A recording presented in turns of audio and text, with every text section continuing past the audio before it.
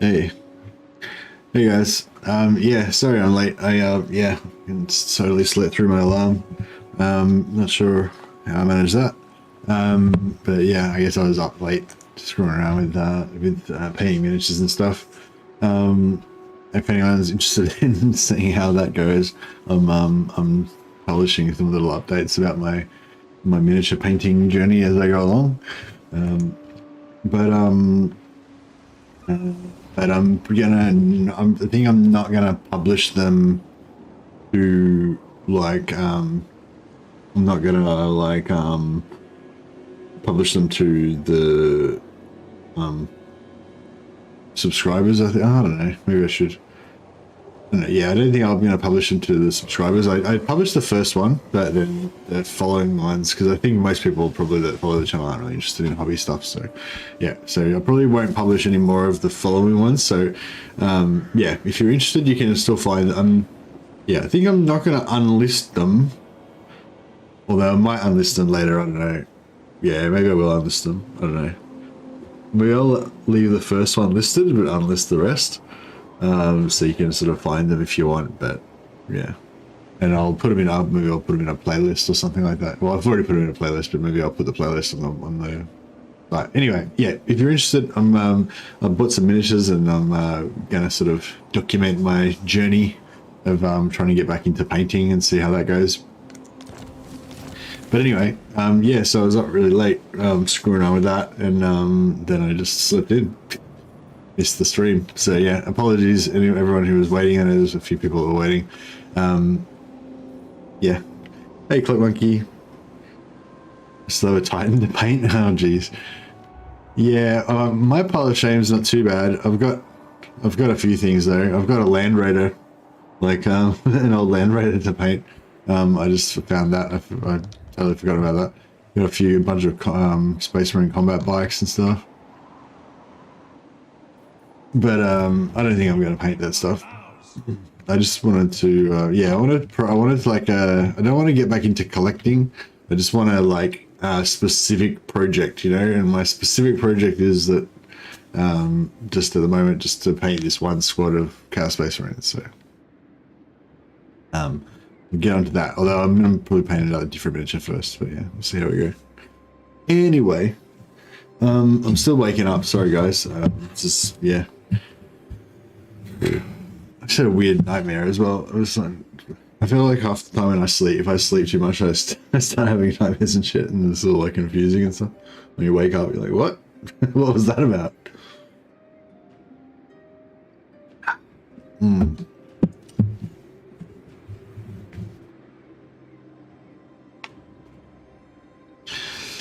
North Star is always helpful on a journey.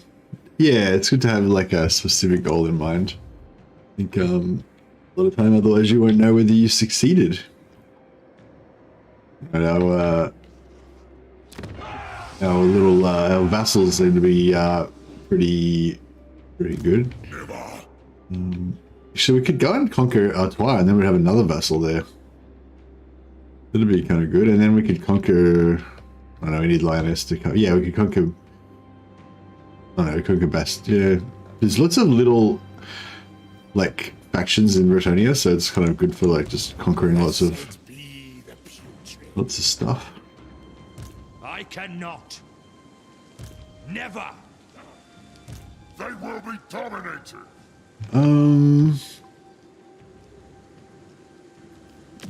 Rot weaver.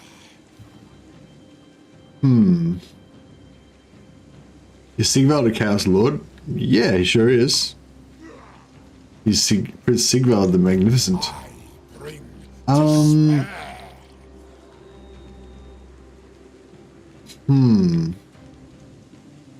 this got walls? It does. I'm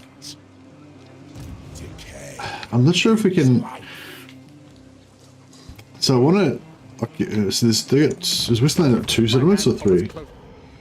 3. Ah, shit. Yeah, so I want to vassalize Wistland to protect our southern border down here, but then we've got the Empire up here as well. How strong is the Empire? Speak. I will. 83 to our 28. Okay, so they're not super strong.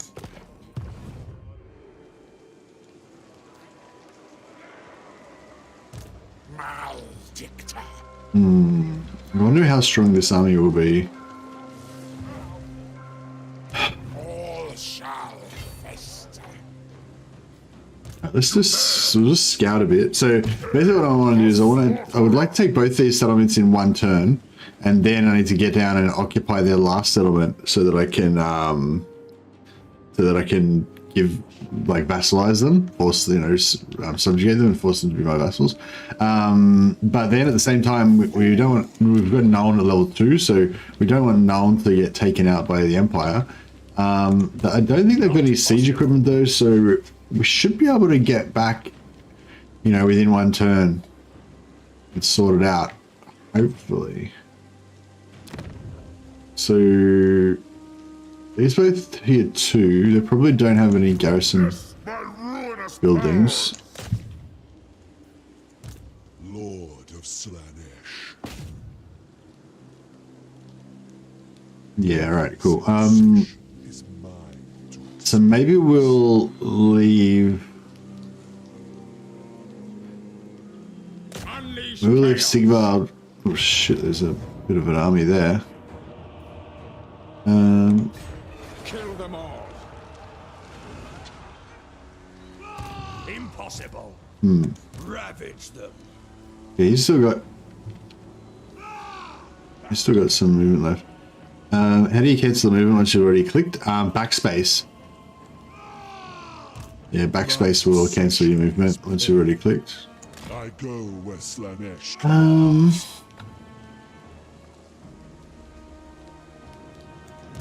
Now is chaos.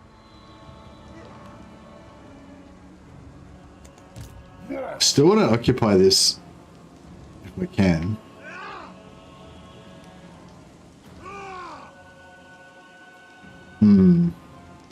Maybe it's better if we stick together. I bring despair. Yes, it is so. Savor the agony. Because we've got this army here, it might just be better, safer to stick together. Bring them to ruin. Any goals to this campaign? Not like specifically, but I guess basically we've got the Vermintide campaign on, so I'd like to find out if we get anything special from the Vermintide, and because the Empire got the Vermintide, they got the it was rank 5 to basically join, plus a bunch of special units from Wood Elf and Dwarven factions, so that was actually really cool. So yeah, I'd be interested to see if we get anything special as well. I suspect we're not going to get the quest at all. I'm suspecting it's only for Empire, possibly for Empire and Wood Elves, or possibly for Empire, Wood Elves and Dwarves, but possibly just Empire. But yeah, it'd be really cool if we got some sort of quest battle for the Vermintide campaign, Vermintide endgame scenario. It is scary, but it's probably not as scary for us. Make a harem out of Miao Ying, Marathi, and Ilariel and Katarine. Yeah, that sounds like a good idea. Why not? But yeah, so yeah, one thing is to just check out the Vermintide and just confirm that we don't get anything special from it. Another thing that I want to do is just try out Sigvald, because I haven't played Sigvald since Immortal Empires. So I'm just looking forward to seeing how he actually plays. Princess Marauders. Agony and ecstasy. And yeah, specifically with Sigvald, I was interested in sort of seeing how the vassal stuff works with him.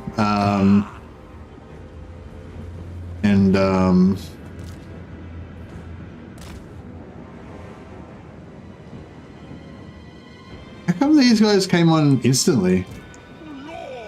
Oh, because it's a settlement battle. Yeah.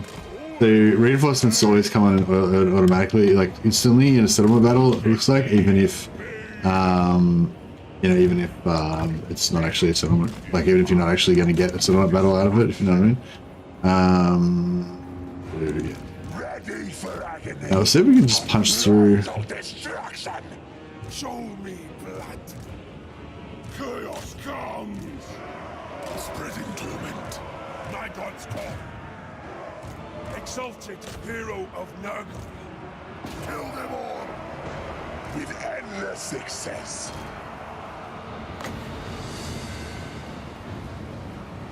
Dark magic is mine to command. We desire torment. Slanesh sends us.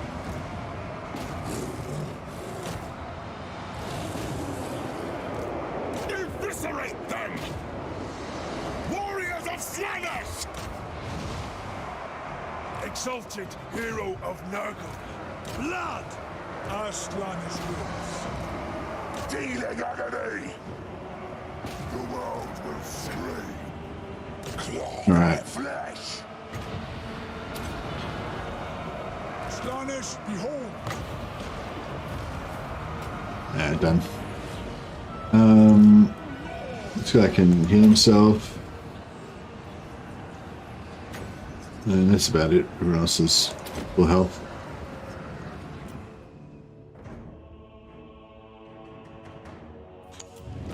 Yeah, so vassals, vassals, vassal play, because Sigvald gets a bit of bonus income from his vassals, so economically perhaps it's going to be okay. I don't know if that's that big of a deal. Still making most of our money from combat. But yeah, it's nice to control some vassals. There is a bug with the vassals where when you declare war on somebody, your vassals don't join you. But defensively, which is the main thing I use my vassals for, if somebody attacks you, then your vassals do join the war, so they'll defend your territories, which is cool. And the other thing I wanted to try out was some speed stuff, because everybody in Sigvald's army gets a boost to their speed. Slaaneshi units are faster than normal units anyway, but they're especially fast in Sigvald's army.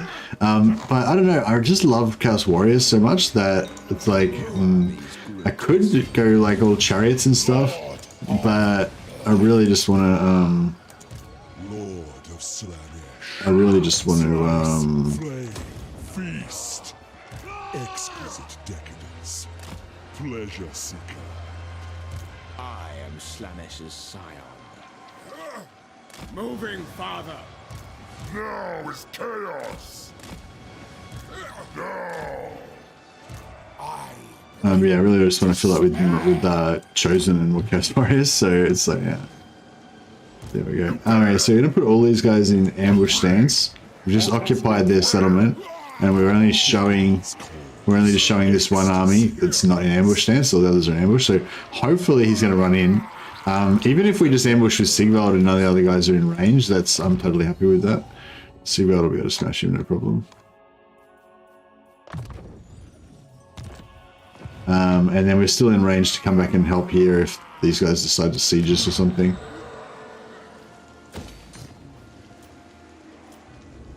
I think I need to create anything else. Alright. Yeah, so these minor settlements, mainly we're not really looking for anything except for trade goods for like iron and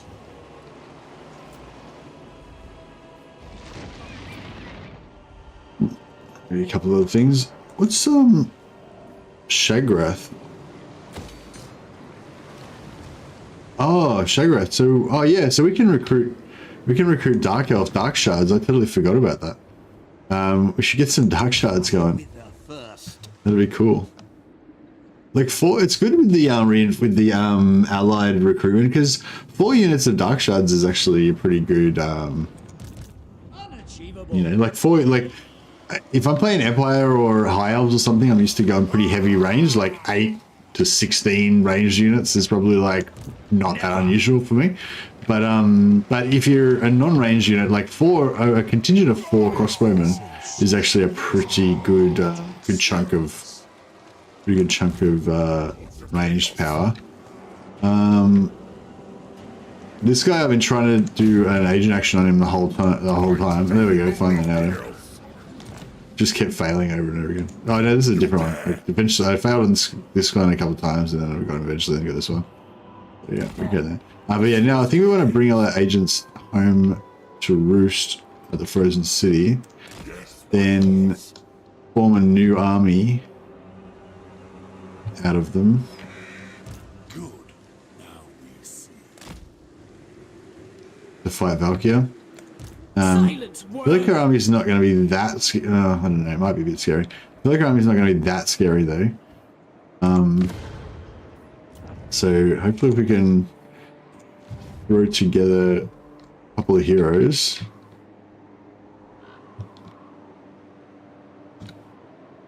Tempests and fire. Move.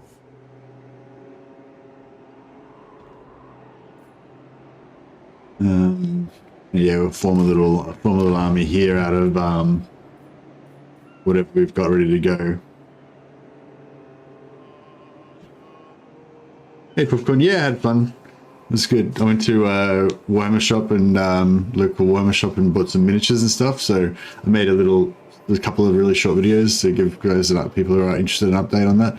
But I'm not gonna. Yeah, I think on future updates I'm not going to promote it to my subscribers because I don't think this channel is not really about hobby stuff.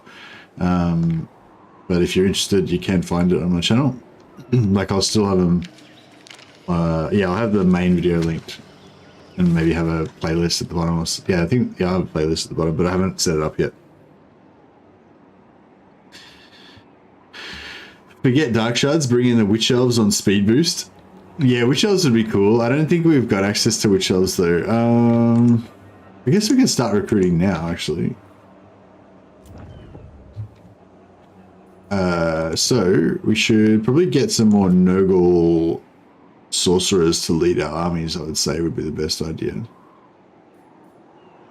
That doesn't matter what trait because they're going to lose that anyway once they level up.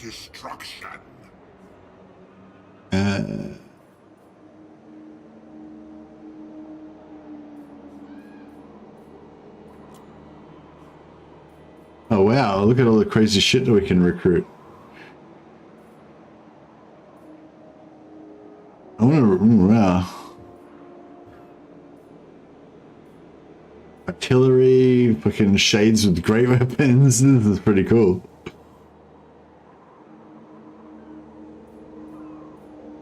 Alright. Oh, maybe go for...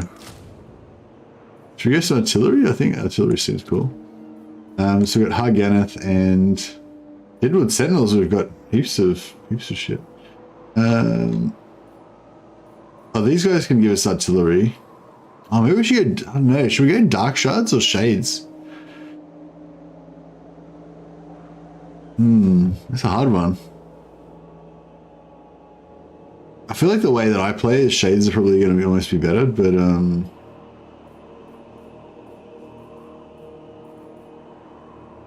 artillery's always useful as well. Oh, we only really need one artillery piece. We got one artillery piece here. We go for some Sisters of Slaughter. Shades for the cool factor. They are pretty cool. They're pretty cool. I really like Dark Shards with shields. I think they just look really cool.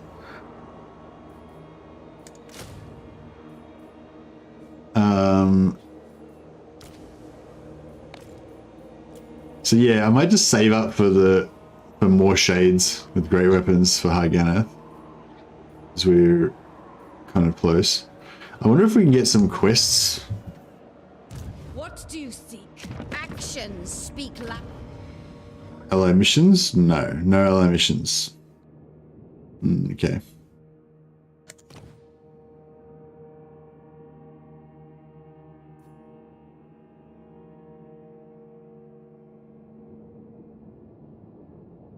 I feel like when you build a bigger outpost, it should increase the rate that you gain allegiance points with that faction.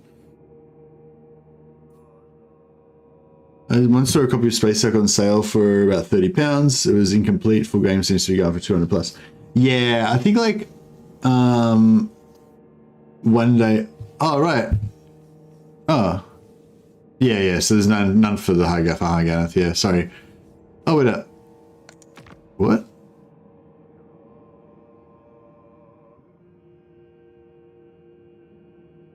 I'm confused. Oh, only... No, they are my ally. I'm confused.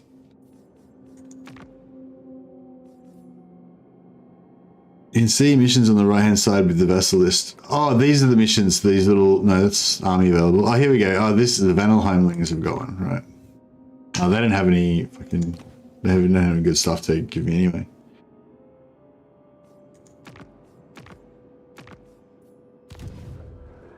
Yeah, I wouldn't worry about their armies. But, oh, well, I suppose we could, yeah. So, yeah, so just to have a look at the Vanelheimlings. So they've got these ally missions. So, yeah, defeat army, defeat army.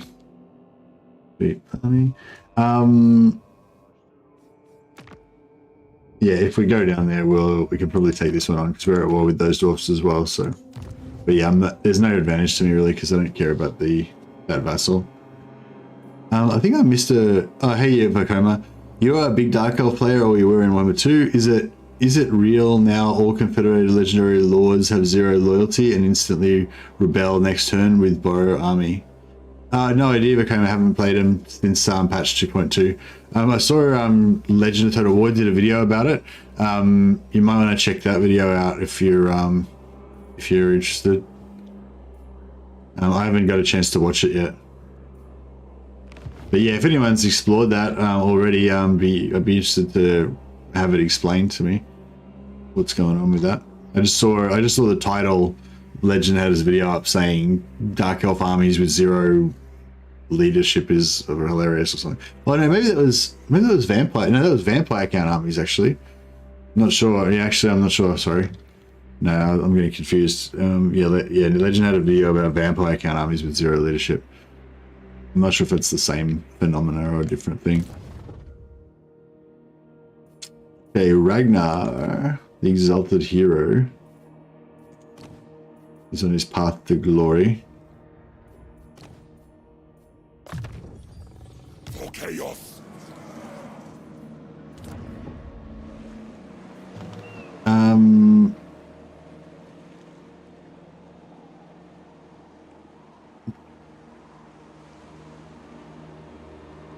Maybe because on Confederation all armies got dismissed, so on recruiting again those lords got loyalty 0 because of it. But yeah, that may be a thing. Yeah, I think you get like -1. Oh shit. I'm not stupid. Grog's like right here.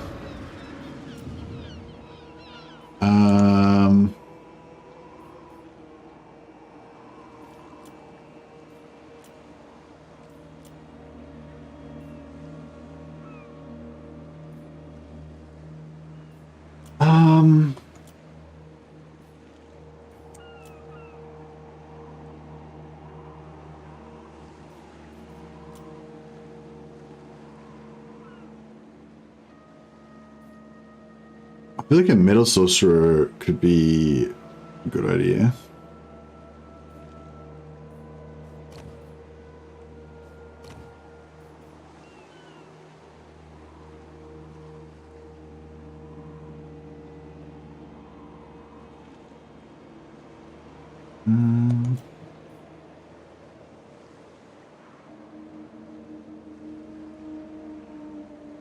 What's he got in his army? What's your problem? Yeah, I feel like metal would be better if they're going to blob up on us. Metal might be what gets us out of trouble.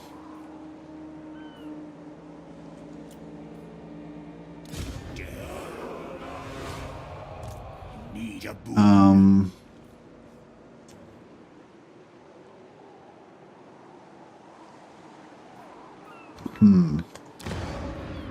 What's our garrison look like? Well, we've got a decent enough garrison. Alright, we'll get in here and we'll...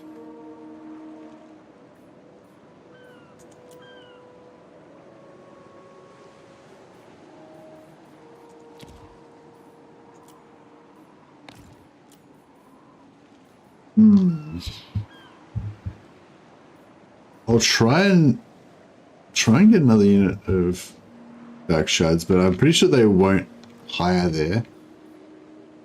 Like it's just, yeah, I don't think they're actually gonna work.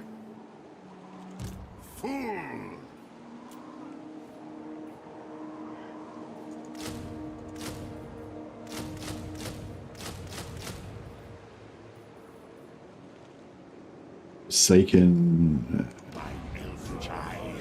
Actually, no, I don't think we need those guys. Shut up! I feel like they won't be able to take us on because of the garrison, so I think we should be pretty safe actually.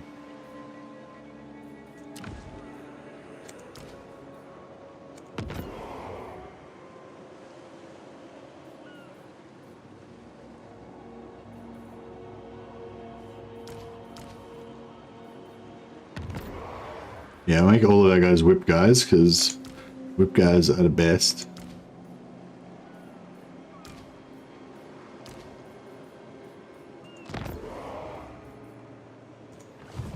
And yeah, and once these guys have recruited, we can send them back over to join the party over here. I wonder if we should just disband this guy. He's level 5, but level 5's not really much. 1, 2, 3, 4, 5.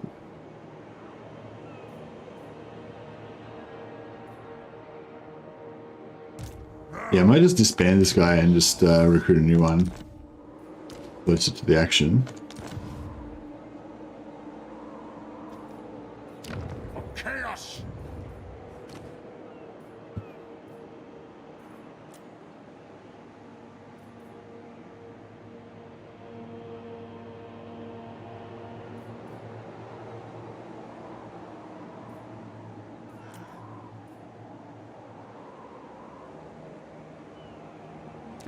What is thy will?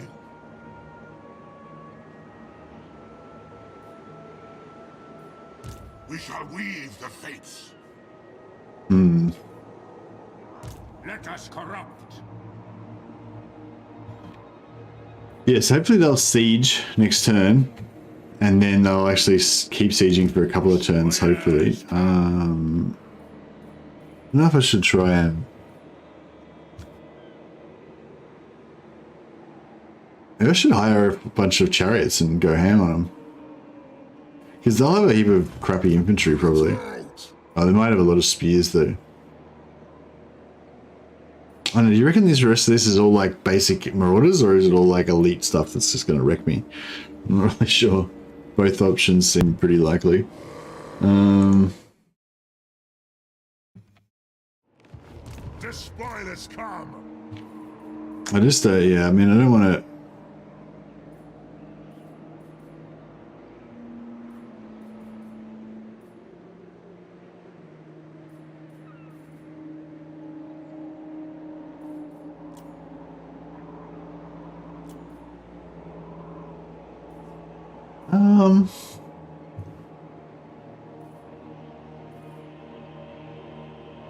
Oh, the Sibilant Slaughtercade looks pretty cool as well.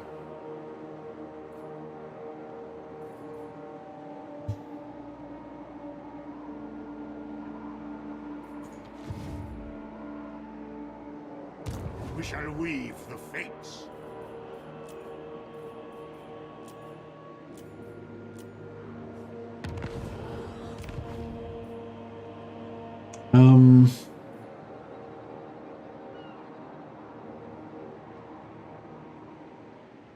How accurate is the Hell Cannon? Like, can we fire that into our own troops, like, or near our own troops?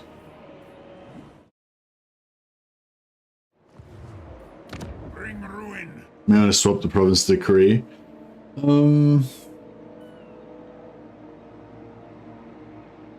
would you recommend? Melee defense? Yeah, I hadn't noticed that melee defense. That's pretty cool. Minus 20% attrition under siege as well. Okay, slow. Last I checked, yet you can control it rather well. Yeah, I'm sort of thinking. for siege. Maybe a hell cannon could be cool for this army.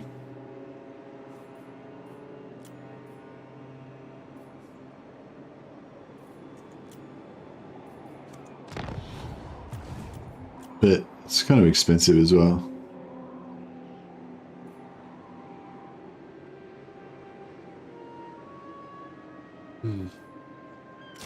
Might just hire 2 of these chariots.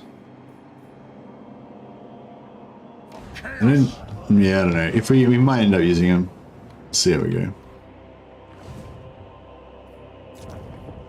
All right.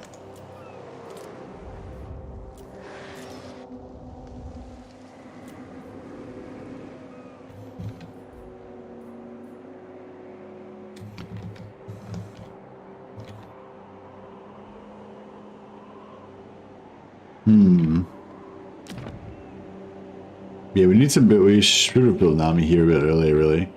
We need to build an army and get this situation under control. Master. Actually, I could just get rid of him and build another hero over there as well.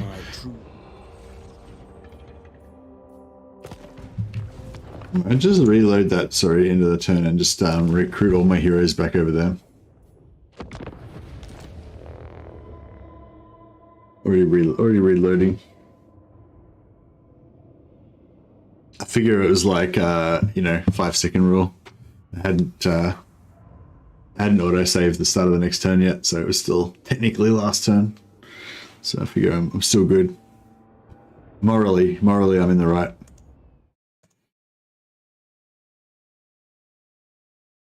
Excuse me.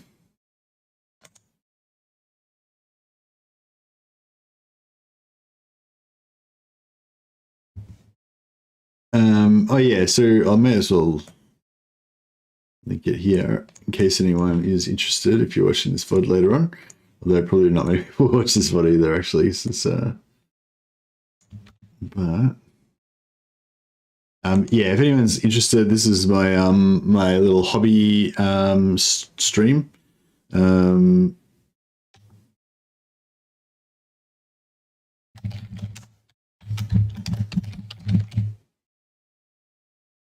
Painting project.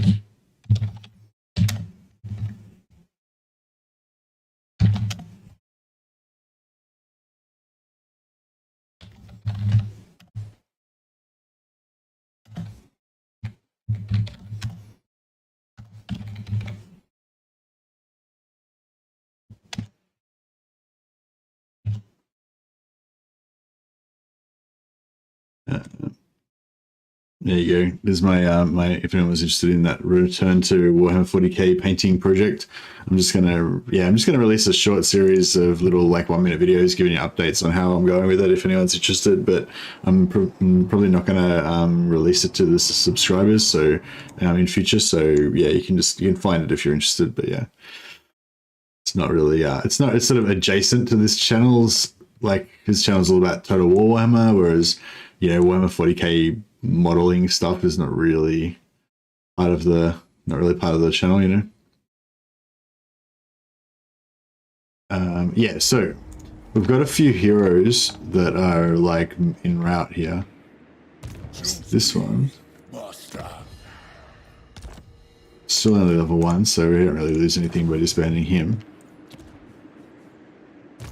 Yes, my ruinous power! Lord of Sigvald. What is that? Of course. Yes, Oh yeah, those are all whatever.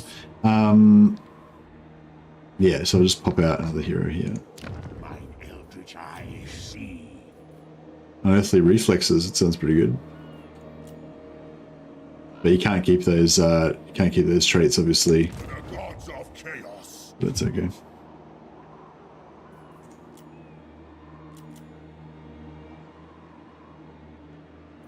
I wonder if there's any more They can't really go past that movement, that plus 35% movement, plus 15% upkeep. But yeah, if we ever want to drop that, we can instantly lose 15% upkeep on all of our armies. That'll probably save us like a few hundred gold. We're currently paying an extra 15% on top of our rates, just voluntarily. Yes, I am handsome. But we must forego the usual flattery. A deal needs to be struck. Military alliance now. We've already got a defensive alliance, so I don't think we need a military alliance. I wonder if yeah, so there's a bug at the moment with vassals. If you declare war on somebody, you can invite your vassals should automatically join the war, but they don't. I'm not sure about allies, like defensive allies though. I think maybe they still do.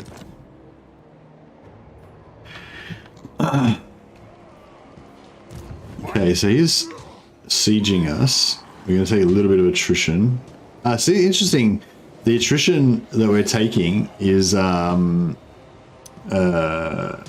losing 10 dudes per turn on here, but it's not enough for us to actually lose anything on the Seeker Chariots, apparently. We'll see if we actually do lose something next turn, because yeah, with the Chariots you can only lose one whole entity and there's only 4. So basically we can either take 0 attrition or we can take 25% attrition. There's nothing in between. So yeah, it'll be interesting to see how that goes.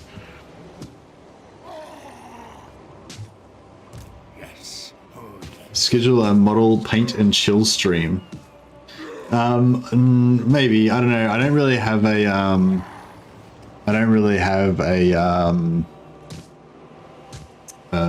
what do you call it? I don't have a camera set up for that. Like, so you wouldn't be able to see what I'm doing. It'd just be the same camera, you know, so the model would be out of shot. I really need like a second camera that like looks at the model and stuff, you know. And also it's not really like, this channel doesn't really cover that, so I don't know. I don't think that would be a good idea, but yeah.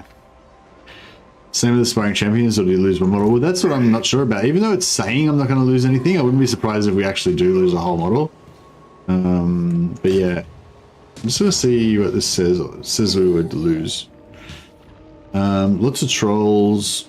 We've got a fair bit of infantry. The infantry we could possibly kill with magic and chariots, but the dragon and the trolls, we'll just have to fight them.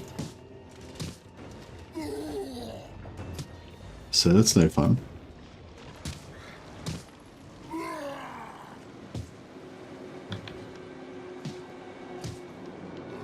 In general, the attrition rounds down to at least 1 casualty, which is absolute BS. Yeah, that's what I'm saying. So, like, even though the chariots are displaying as, like, the chariots are displaying as having no attrition, I reckon they're probably going to lose a model. So yeah, that sucks. You need a boon. So is this the same 9? No, we've got 8 dudes here, and we've got a different 9 dudes here. Because Shagrath is in this area, yeah. Alright, so we won't get our Shadow Warriors. Actually. Onward to destruction.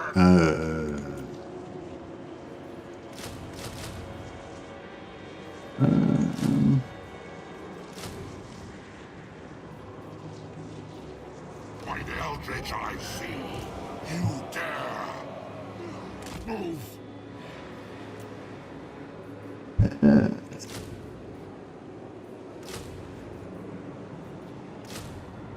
I don't know if I want these Forsaken or not.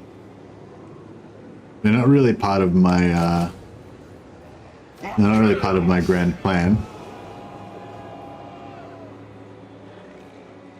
No. Let us corrupt. Excellent. What? Coruscating winds for the gods of chaos. Destruction.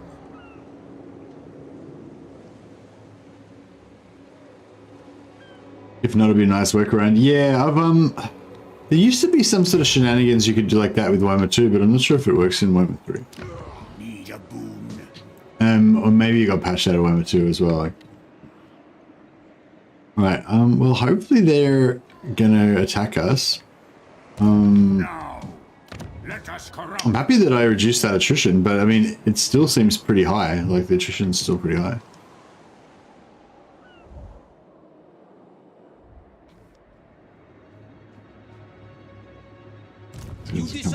Coming in hot.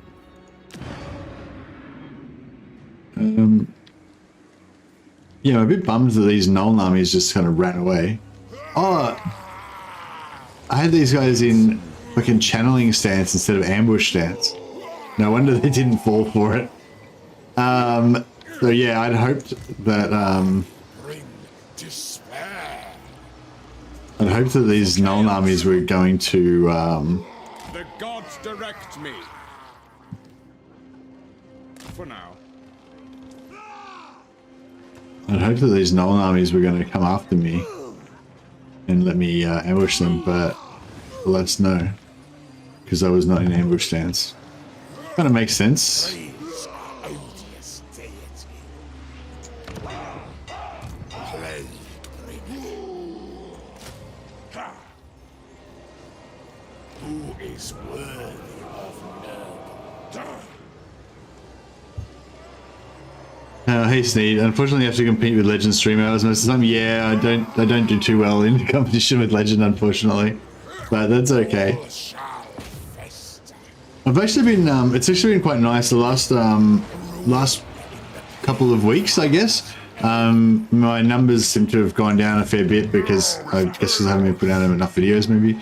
But we've still had quite a pretty active chat. Like yeah, I feel like I've got like a really cool I feel like quite lucky, I guess, that I've got quite a cool active core of people that follow the channel. So yeah, even if I only have like 10 people watching the stream, I usually still have a really active chat with like you know guys keeping me entertained with lots of ideas and conversation and stuff.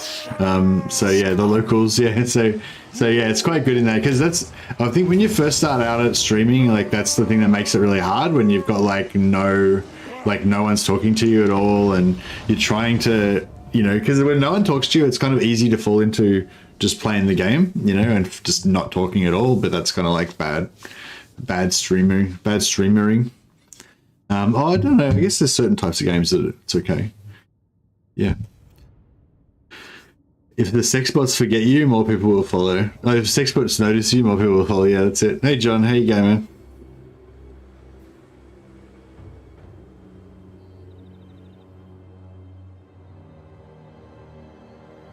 man? Yeah, going to Norska is good for any chaos faction, I think, because you get heaps of dark fortresses. Going to Norska and up into the Chaos Waste and stuff. But I don't know if it's necessary though, is it? I don't know. Rotten sorcery.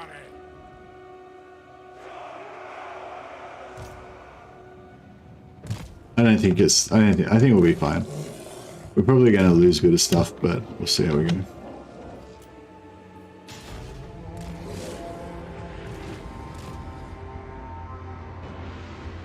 It will be done.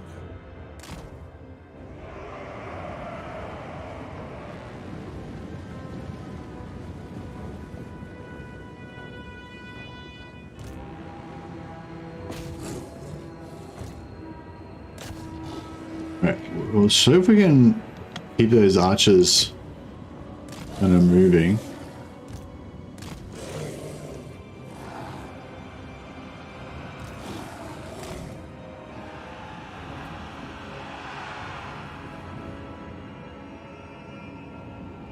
Sorcerer of Nurgle.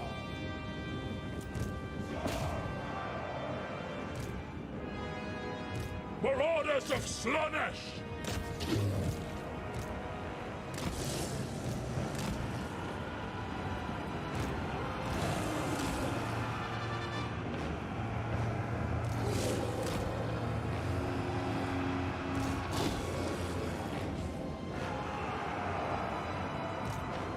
Great torment!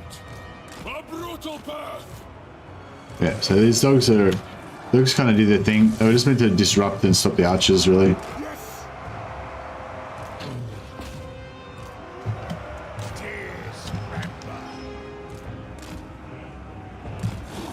Yeah, I might get all the dogs to just smash this, spearman here. Because that's what dogs I think are quite good for, just overwhelming units.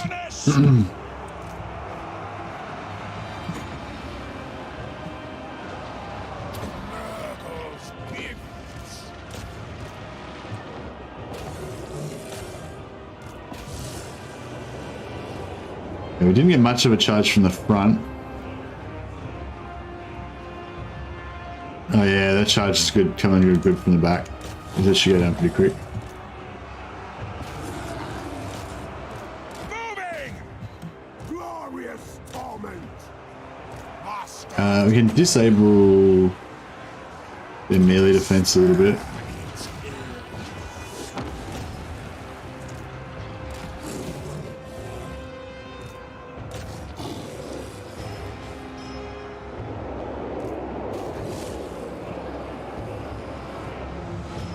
They should break in a second. Okay. Nice. Just let our guys get some experience.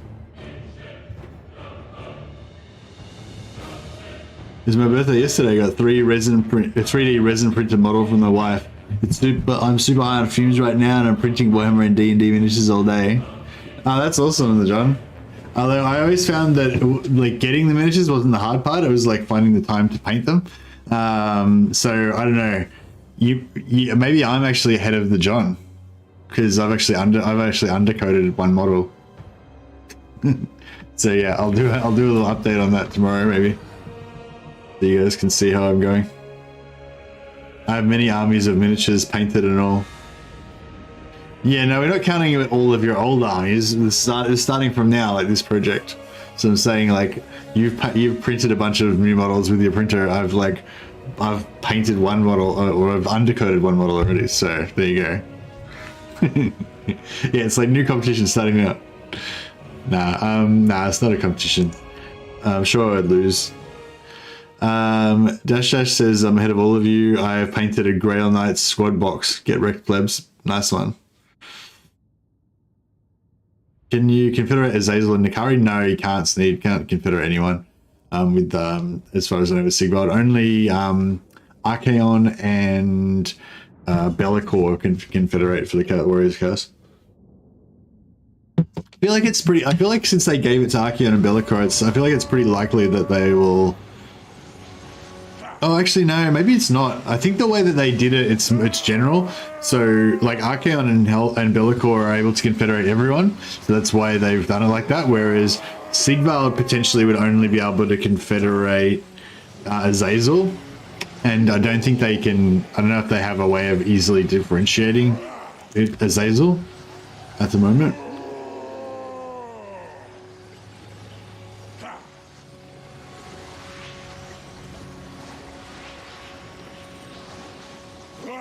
Manifest decay! Lord of Slanesh, for the Dark Prince.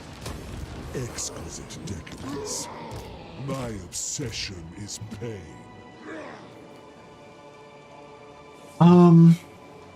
Okay, so we might put him in ambush stance. Stick him there.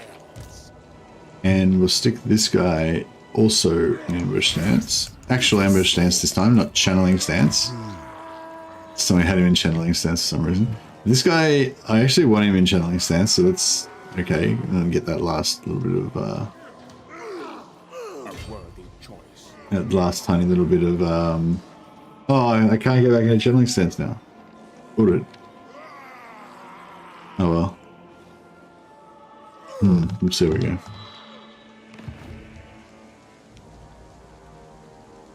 Sigvald confederating Azazel would be so nuts. Those two hate each other. Oh, really? I didn't even know that, Dawan. So thanks for being the lore master there. So there's a good lore reason why they should never confederate each other. So that's quite good. I kind of feel like it's yeah, it's actually probably a good idea that you can't confederate anyone with Sigvald, hey? Because Azazel is probably the only one that I would think it really would be possible with. I suppose you could make it like you could confederate Paul Olek or something, because he's kind of neutral, I guess. But yeah, maybe you could just make it that Sigvald. It'd be really good if you could confederate cross-faction. Like I feel like Sigvald should be able to confederate other Warriors of Chaos factions that are not legendary lords, and he should be able to confederate maybe also Slaneshi demon factions, like generic ones, not Nikari maybe, or maybe Nikari. I don't know. Excuse me. But yeah, that's a good point, because a lot of the Chaos Champions would be kind of jealous of each other and their rivals and stuff like that, so they probably wouldn't be that friendly towards, you know, confederating each other and stuff. They will be dominated. I am pleased, Lord of Blight.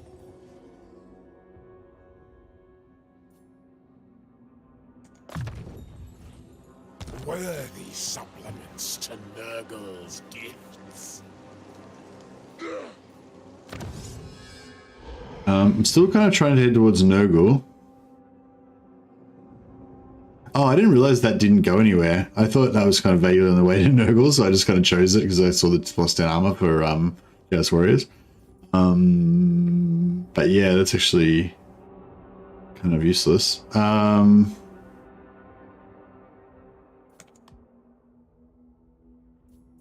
Yeah, I kind of want to get down here to get the Nurgle, Nurgle regeneration.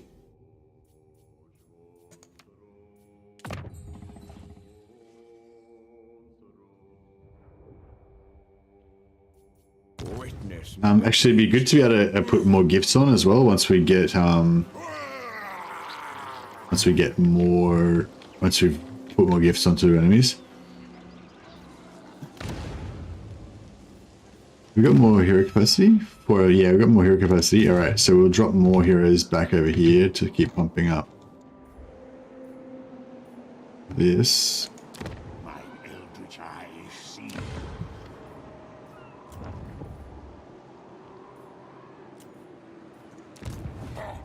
The slaughter begins. So yeah, if we start off as a shadow, he didn't end up getting the passive, did he? So does anyone know if you start off with a Slanesh, if you start off a sorcerer like with so like this sorcerer, where is he? Yeah, this sorcerer, right? I started him off as a sorcerer of shadow, and then I converted him into a shadow sorcerer. And so I got Smoke of Mirror, but I didn't get Smoke of Mirrors for free though. I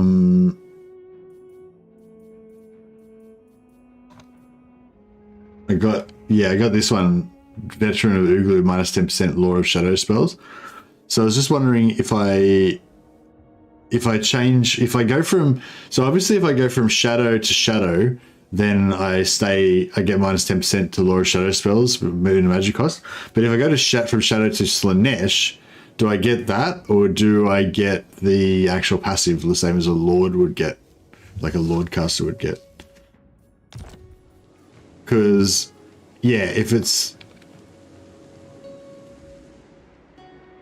like, it's pretty shit if I start off as Death and then I change to Slanesh. Pretty shit if I get minus 10% speed for casting death spells when I don't have any death spells. You know what I mean? Know what I mean? I know, we'll try it out. We can always delete him again, I guess, if it doesn't work out. My magic is yours. Fool!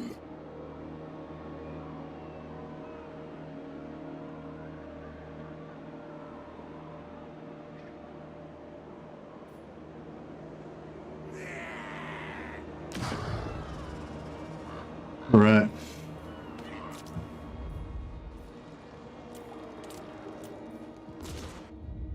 We're gonna get rebels here, but I don't think these rebels are too much to worry about. We've got heaps of vassals around that can kill them if need be. Tempests and fire. Move it. This guy's super far away. He's level 8 already, but Actually, yeah, we could actually test it out with this guy. But I don't want to waste the points if it doesn't work. Or even if it does work, then I don't want that character to be like that. So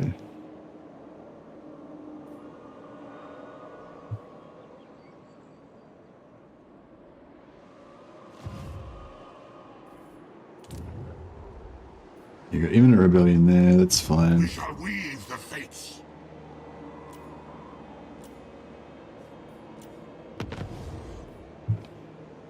Alright, we'll see if he's going to attack with the siege. I'll be interested to see how this siege goes, because, yeah, it'd be interesting. Oh, what was that? One of our settlements needs... Oh, this one. Vissenland. Oh, we've got the iron.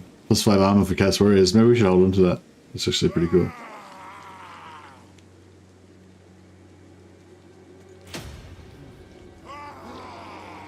Alright, see what happens.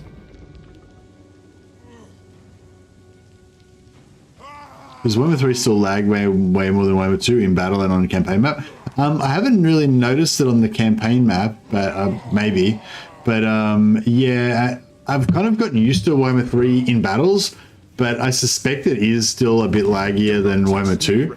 I was actually thinking, yeah, Clock Monkey was actually saying he's still playing Warhammer 2, I think for other reasons maybe, but it hasn't moved on to Warhammer 2 yet.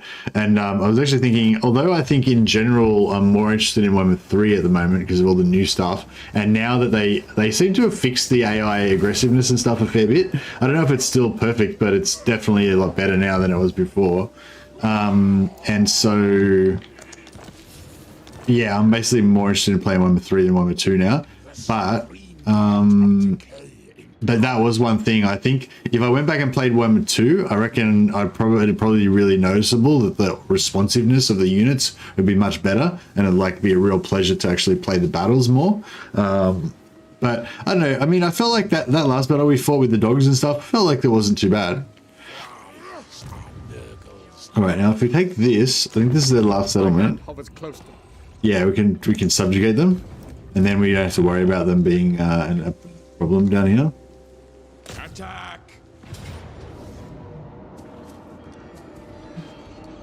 Yeah, I might just fight this as well.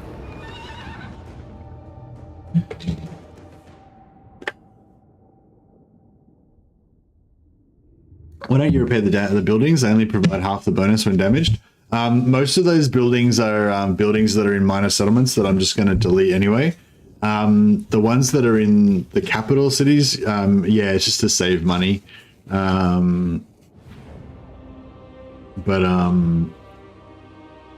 Or it's because I don't, yeah, it's basically either to save money, because the auto repair is sort of cheaper, yeah, like those guys were saying, or it's just because I don't care about them at all. Like most of the ones you're talking about, I think are minor settlements that I'm actually gonna sell them to another faction, or just let them be taken anyway. So I just don't care about them, basically, is the short answer. All right, put our Chosen front and center. I'm gonna try and get the Chosen to get some XP, actually. Dark Prince's minions.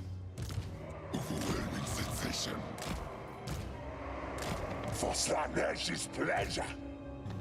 The Geld Prince speaks. All will be despoiled. For the Chaos God. It also looks like the Vermintide event causes Skaven to randomly colonize any random ruins anywhere on the map. Oh, that's fantastic. That's really cool. That's what the Did not know about that. Yes.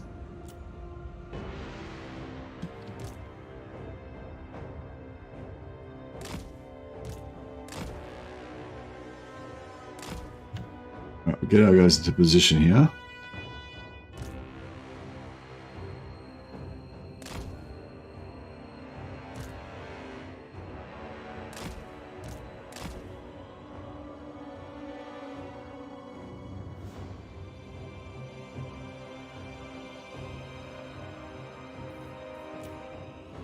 Tremble, mortals!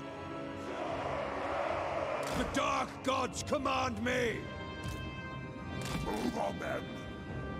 nose off a sheep. Move on them.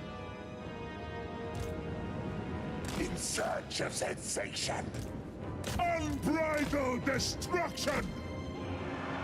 Warriors of Slaanesh. Delectable. Mortal food. Forward. Guided by the prince. Begin the reaping. Kill them all. Chaos comes. All shall die. Seeking punishment. All right, let's see if we can help these brothers out over here. Is mine to command. And we'll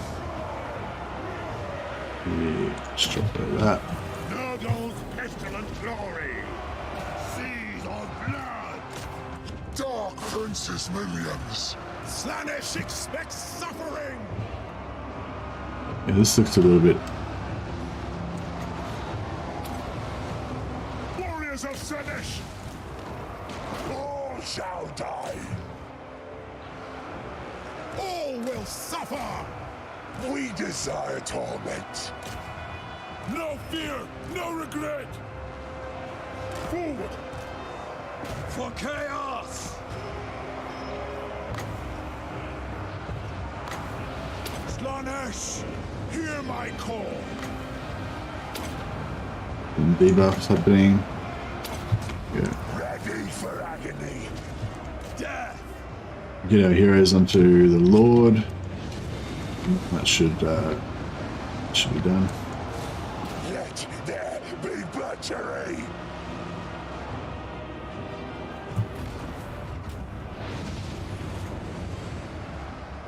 Narcissism, we'll just freeze their Lord in place. Born to suffer. Actually, there's no point in killing him because he's going to get wiped out anyway, so.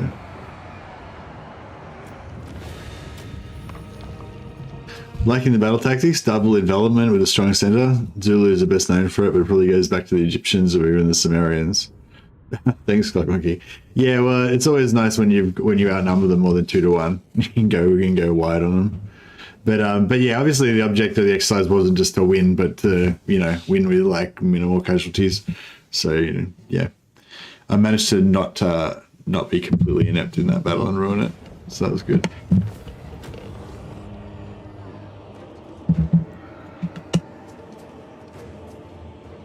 Richter's just occupied Fort Strogoff right next to Hellpit on turn 16. I hadn't even met them before that. No armies around. Yeah, that's interesting. Yeah, I'll have to play a Skaven campaign, and oh, I can actually get the sack as well. I might just subjugate and save the movement though. I don't really care that much about the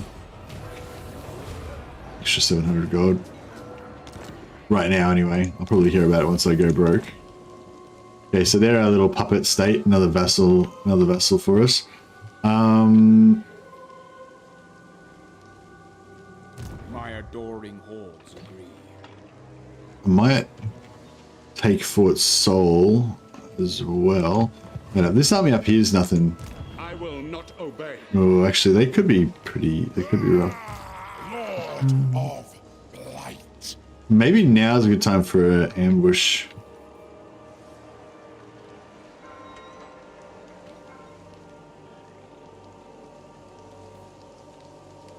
On these guys. What else we got going on here? More dogs. Sigma, no. I really want to get an ambush on these guys, but I'm worried that the ambush might turn tables and they might actually be better than actually beat me. Yes, my ruinous powers.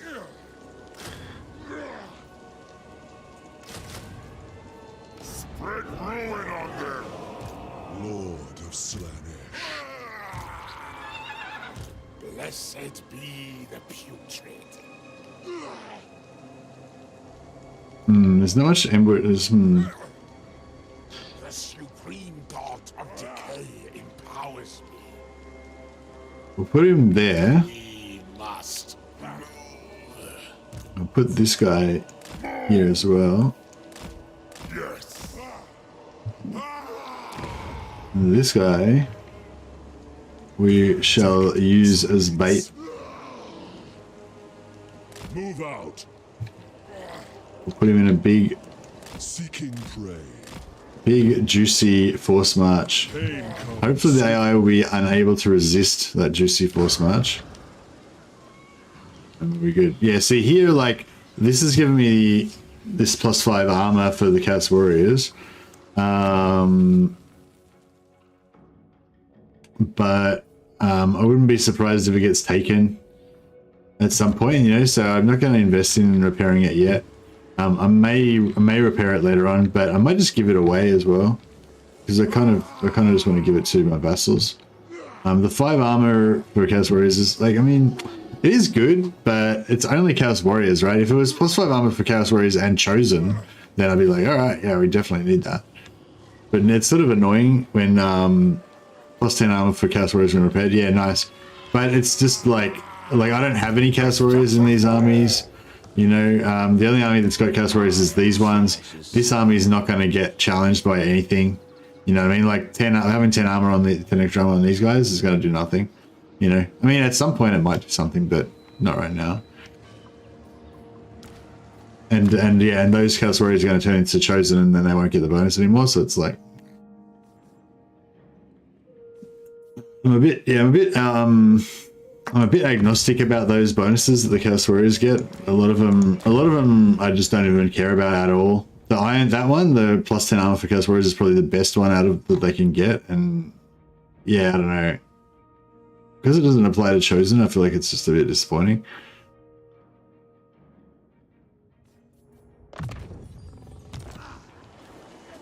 Bring ruin. Prince Sigvald the Magnificent. I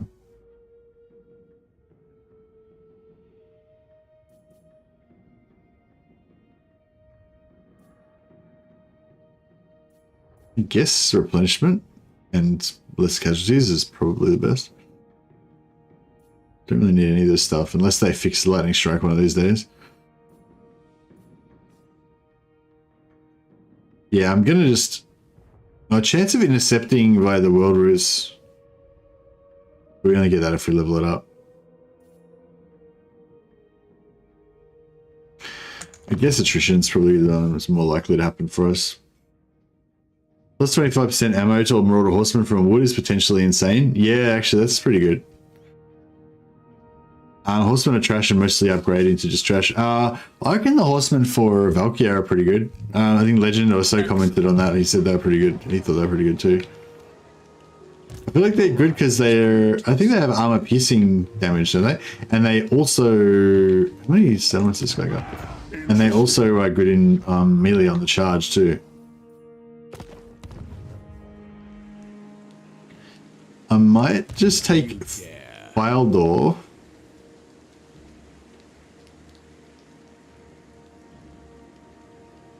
No, I might take Fort Soul, and then I'll gift Fort Soul to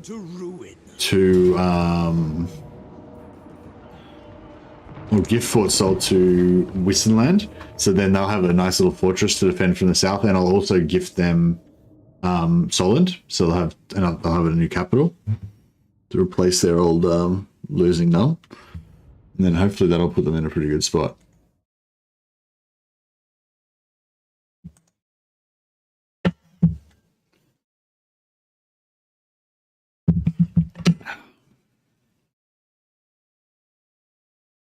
Do Warriors of Chaos keep the Fort Soul map if they hold it?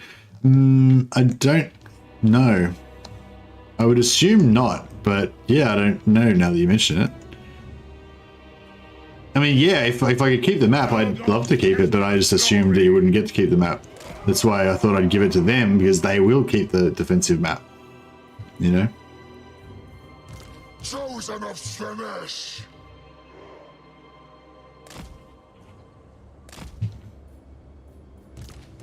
Warriors of Slanesh.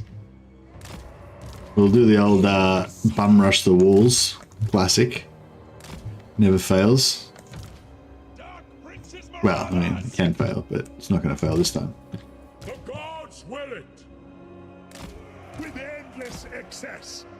My gods call. I will see to it. Chaos comes. Drink their pain. Chosen of Slanesh. Perfect suffering. Wow, some artillery hitting our guys there. For ruin. For Slanesh's pleasure. For the Dark Prince. Rapture and torment. Cannon shots to the face. A divine sensation. That's good. Chosen of Slanesh. Born to suffer.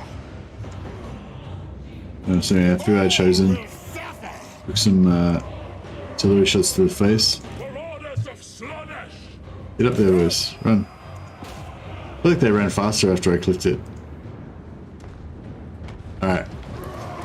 Now we can start getting some kills to get our The Dark Prince empowers me.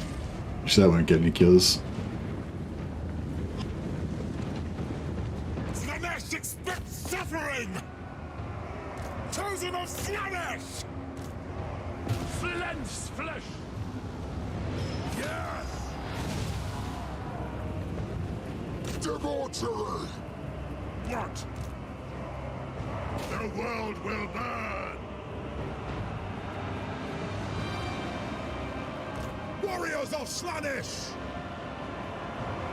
Time to despoil. Slanesh expects suffering. Rapturous bloodshed.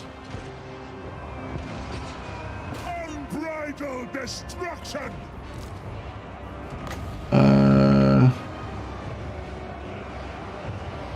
Slanesh, hear my call.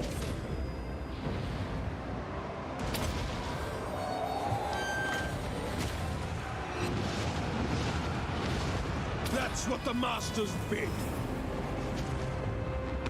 Warriors of Slanesh.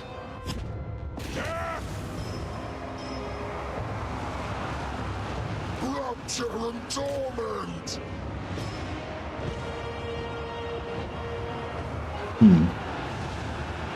Delectable, dealing agony. Our father speaks. My Dark Prince calls. Taste the unbridled ecstasy.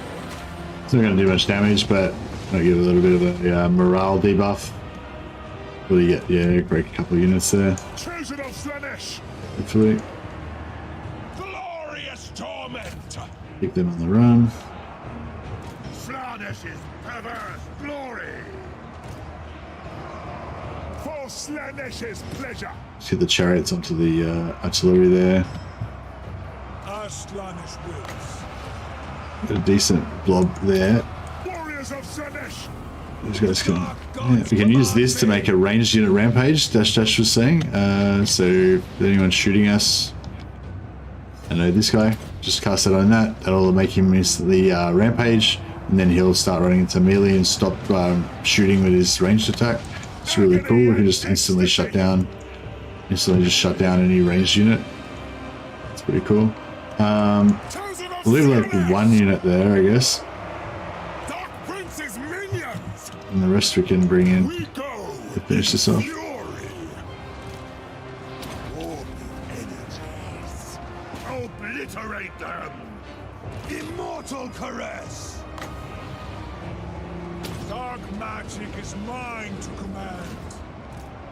For chaos. Move on them.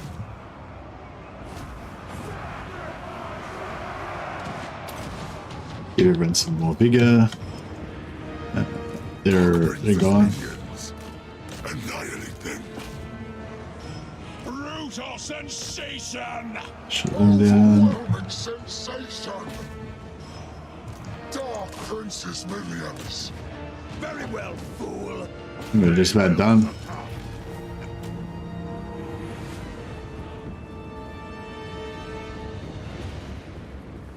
If you swear at a unit, it goes 10 to go faster. Yeah.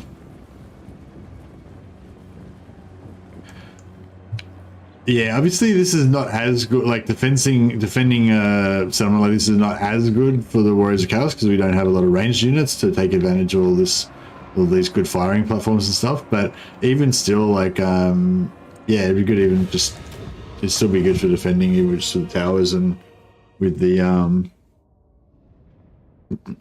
strong infantry.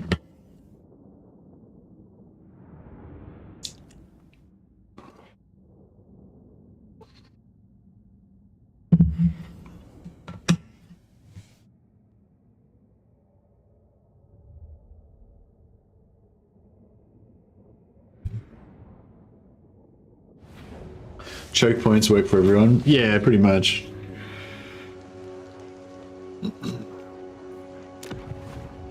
Okay, so we'll occupy that. Witness my And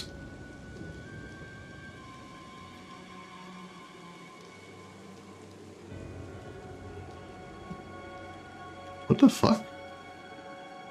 Chaos reinforced Chaos Altar adds walls to settlement.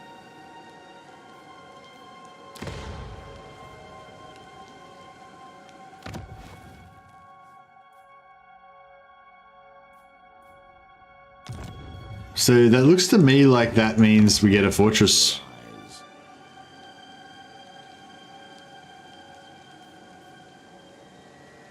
Yeah, it looks like we do get walled mini city. We need walled mini city. Yeah. So all right, let's keep it. We'll build this as well to have the extra garrison, and we'll also. I wonder if we get this +5 melee defense. Oh no, it says armies, so I'm guessing that does not apply to garrisons, but I'm not sure. I'll put it on anyway. Let's see. We'll test it out. bring ruin. Yeah, we'll get our replenishment. May as well get our replenishment there.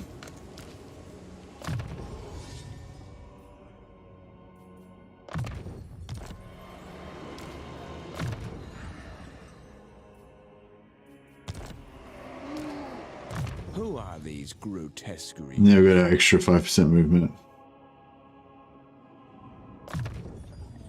Excellent. Yeah, no, it said it has walls. It didn't say it has it didn't say minor settlement battle. It said it has walls. So that's pretty cool. Yeah, so we got the ambush trap there. Hopefully they're going to go for this forced march. We don't have very high ambush potential. What's the actually? What does this one do?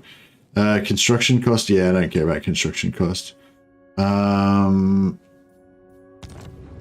So give Wissenberg to My hand hovers close to my blade. Utter your demand before I raise it. Wissenland.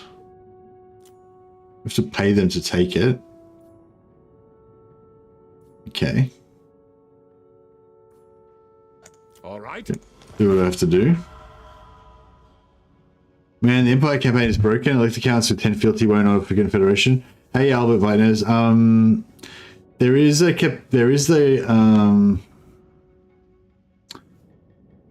somebody said, I think somebody said you can fix it by, there's like a workaround. You can fix it by confederating Marienburg maybe or something, or I can't remember now. I didn't test it, so I don't know if it's true anyway. But I feel like somebody said that you can fix it by confederating somebody or something like that.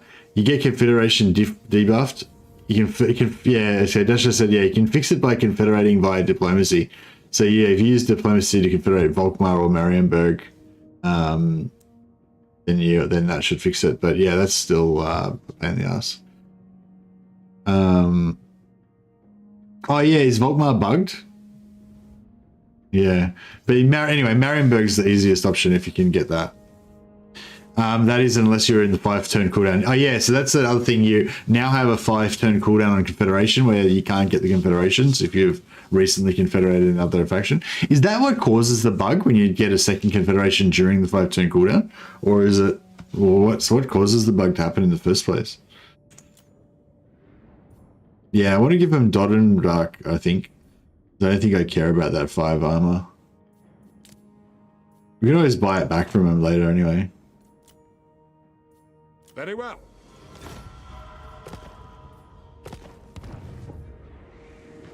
And that way that if they defend, if they attack us, we'll have the full garrison there.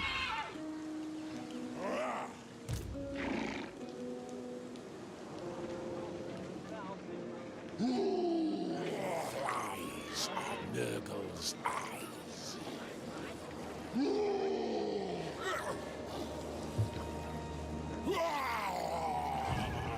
We'll put this over here. I think the bug is that Confederation is non-normal cooldown, so it won't get a proper cooldown, so it remains permanently on. March with a Yeah, I just wanted this guy. I want this guy to be out of range of this.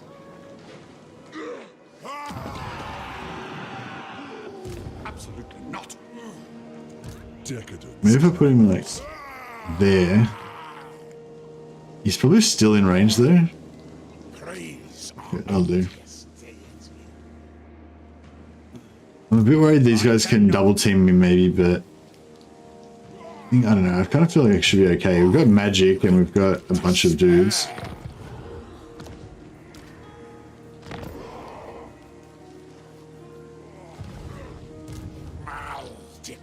Why is there no warbank? No, zero warbank recruitment. Okay. We recruit everything we can possibly get. Liz got the Immortal. Yeah, she's still smashing.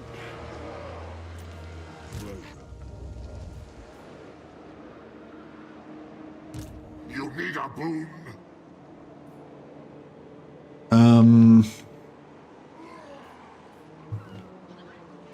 By the eldritch I see.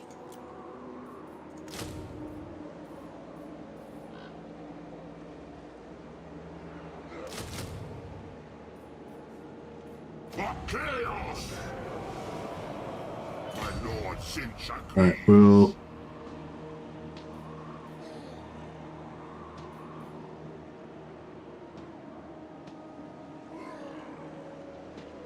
Look, it's still pretty far away. I veto this. Yes, yes. I'm not stupid. Now they will see true power. Alright, let's... Yeah, that's a bit better. I'll slaughter in destruction. I summon discs of Zinch. Choose me, master. My magic is yours. It's starting to cost us a bit of money though, so we want to rectify this situation ASAP. We shall weave the fates. Now!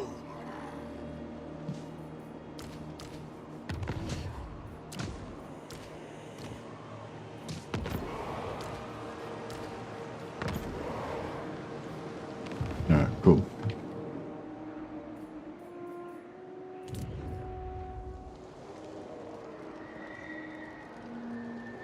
So in more clear wording, the dilemma confederations are turned off by the normal confederation cooldown, but they're never turned back on because the debuff only turns them off.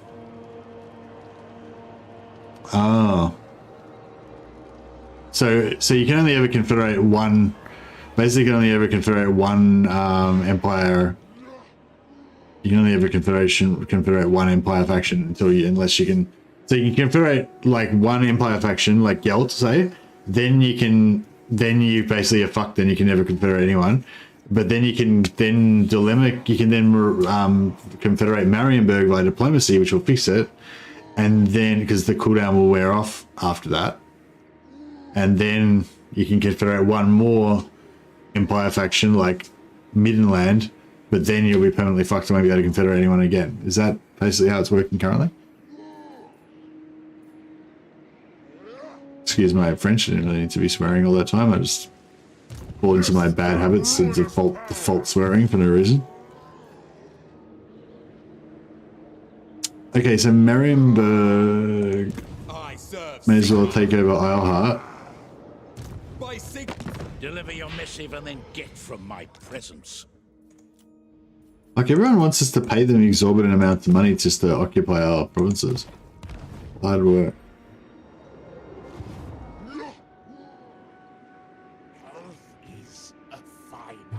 Concept. Yeah, we're just gonna have to like let Heart go down, I think. And probably Uzrak as well.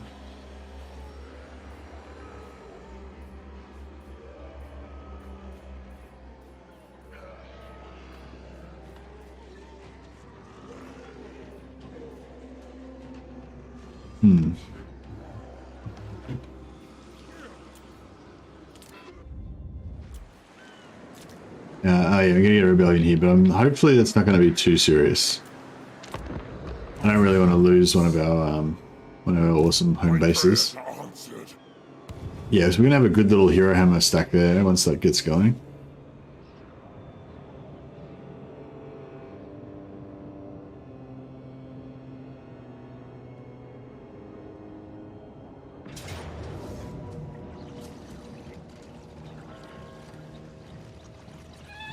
Ambush failed. Okay, the ambush failed, but we ambush trapped them. So they, even though our ambush failed, they moved inside of our ambush area, and we get to attack them anyway. So I'm pretty sure if we didn't attack them, they'd still already be inside of our movement, inside of our zone of control. So they'd be trapped there, unless they want to attack us. But I don't want them to attack us anyway, so I don't want to give them that option. So. I'm gonna attack them. Got a lot of cavalry. I'm a bit worried about that cavalry. Oh, well, I guess the cavalry's mainly just gonna wreck our dogs, probably. So that's not that big of a deal. I kind of think of the dogs as kind of expendable.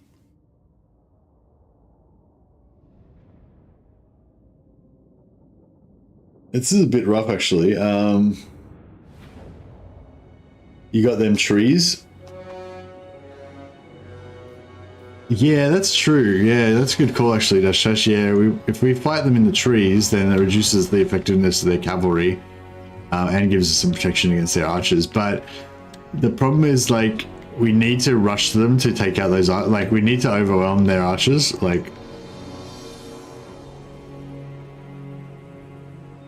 I feel like we do anyway. I suppose what we could do is, like, hide the dogs in the trees. Yeah, hide the dogs in the trees so they don't see them at all. And then get them around the back, just leave them out of the action. Then just get the main force of the army to just sit in the trees as a blob. Attract the attention of the AI. Get them to send in send all their knights in and stuff. And then maybe the dogs can go and do some damage while the knights are kind of engaged. More dogs come on from this side. Yeah, I guess so.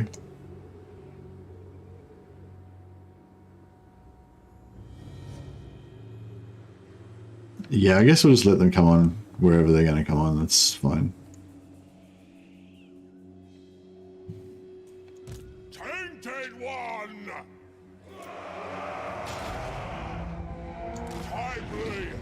Yeah, so we'll try to, like, get them to fight us here.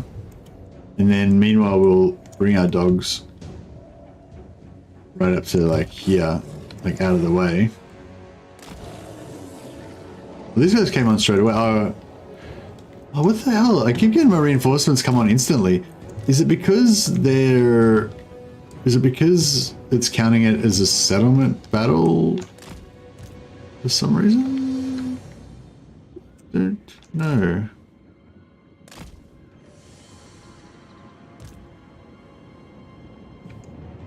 Oh, they can't see me over here.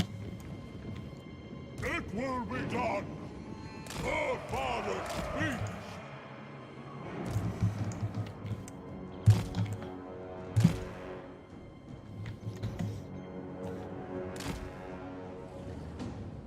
The movement army ability also reduces reinforcement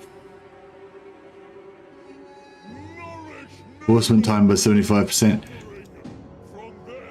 Oh, so you reckon maybe I'm getting another 25% from somewhere, and I'm reducing reinforcement time by 100%? That could be it. Marauders never fail. Marauders on the move. Sit by darkness.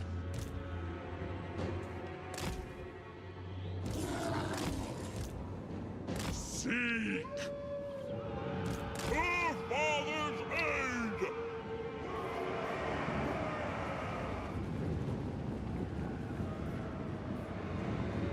So be it! Alright. Now, they're going to have vision on us there. True power! Pull back a little bit before those archers get there. Okay, he's going to just solo those Reichsguard, hopefully.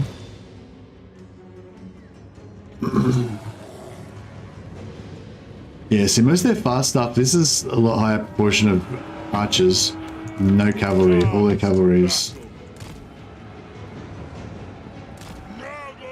and over here. He's getting wrecked.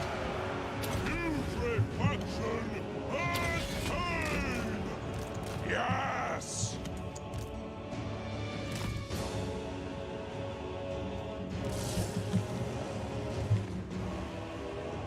Okay, here's the archers. Executing!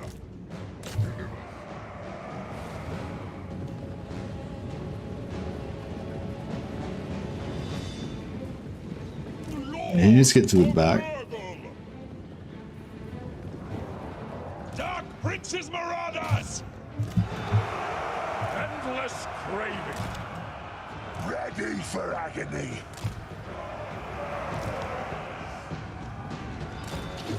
He needs to get to the back. Alright, dogs are discovered. Time to get in there. Alright, now hopefully we can wreck all their archers with this.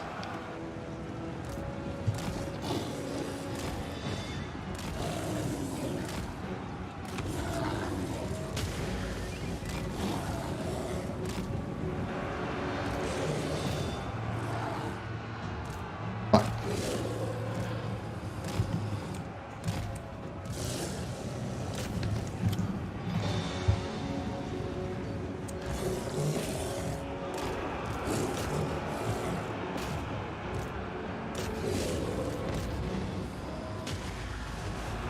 Oh yeah, we need some.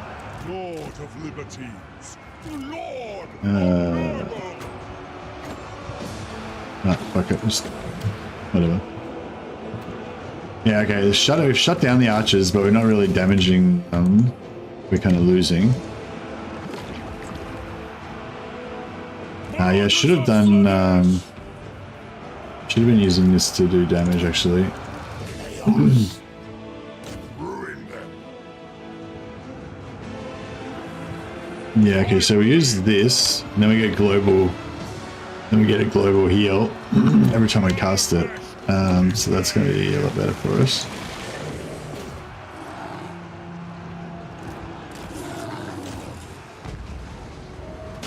This, I can probably pull most of these out. Get them all attack these archers. Nah, pull them all out. We're all going to rout in there anyway.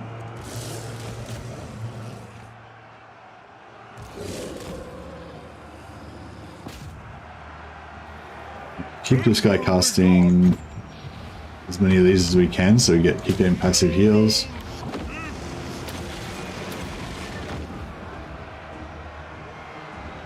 Putrid haze!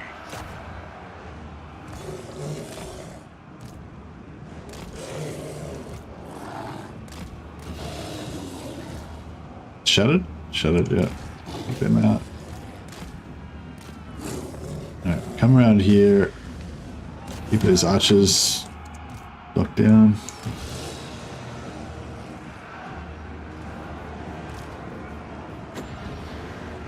Just keep the passive heals going by casting this. Oh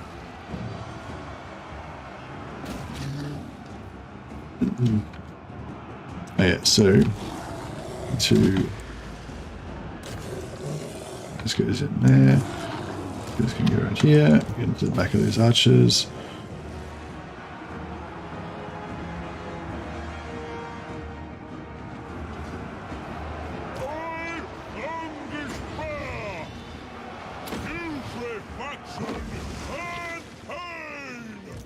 I wonder if we should go after these knights with the dogs. I feel like, nah, the dogs will just get wrecked, won't they? Nah, actually, we'll leave. He's tanking those dogs fine, so we'll let them just keep doing that.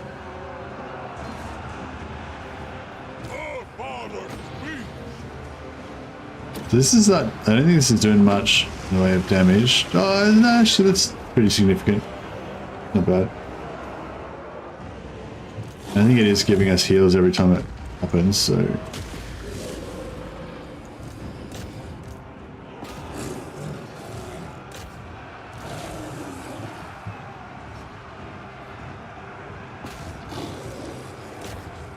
Right, we can start recharging some of these halberdiers. Alright, taking out the archers.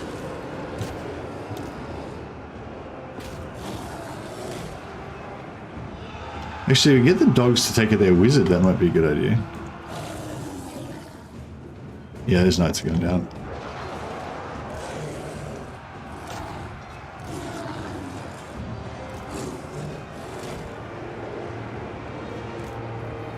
Sensation without limitation. Power beyond imagining.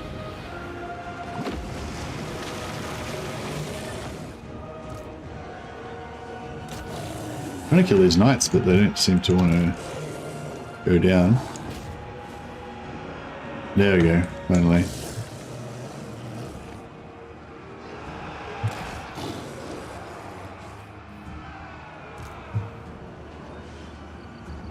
At speed.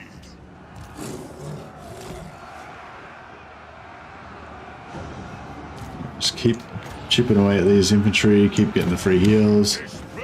Get the dogs to shut down these archers again. Actually, we'll shut down that mage as well.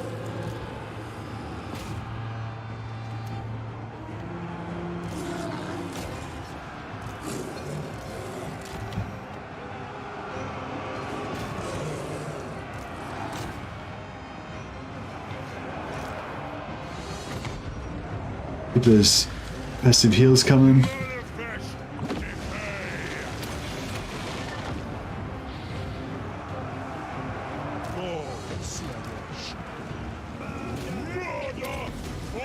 That's when we can break. Yeah, we'll break that guy.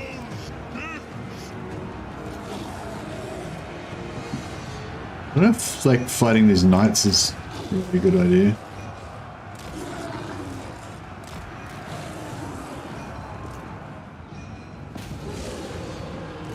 See if we can take out this wizard.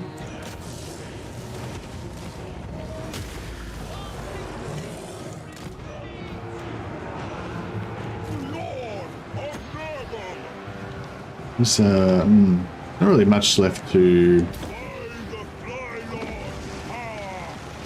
Yeah, it's a decent hit.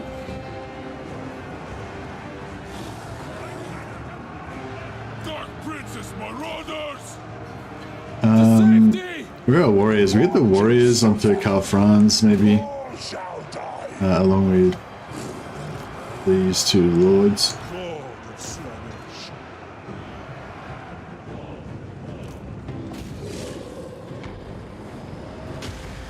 The dogs are nearly all done. They did sort of did a job of keeping those archers off us though, so that was alright. We're about to chew up this wizard. If we could have used him to be motorcycle charger, it would have been nice, but Unspeakable power unleashed. not a huge problem. Putrefaction and pain.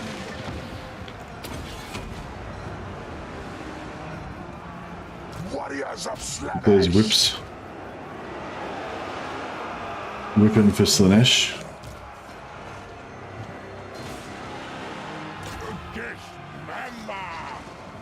Oh shit, you got a charge bonus on me.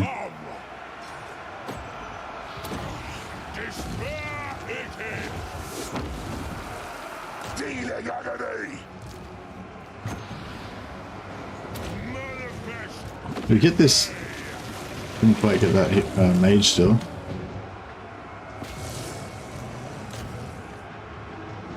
Halberdiers are gone.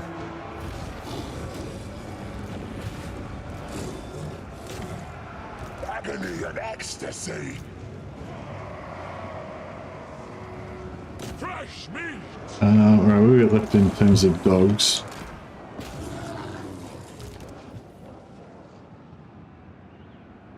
Try and wipe out as much as we can.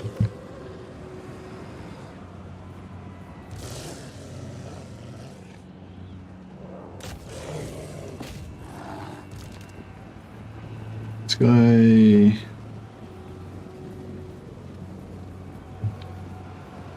So be it. Get our lords together. Moving out. We desire torment.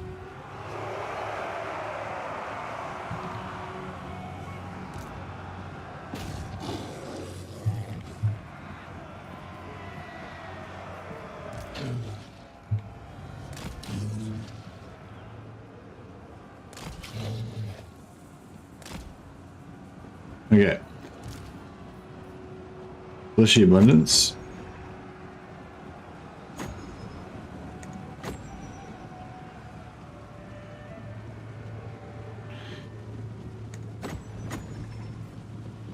Not sure. Is it 25 for a group for AoE costs? Us.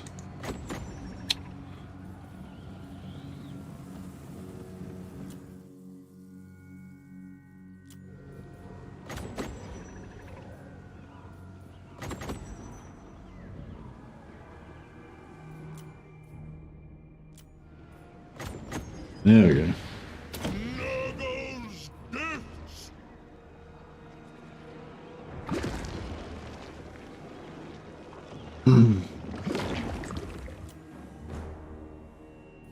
Yeah, I got a pretty good heal on everybody.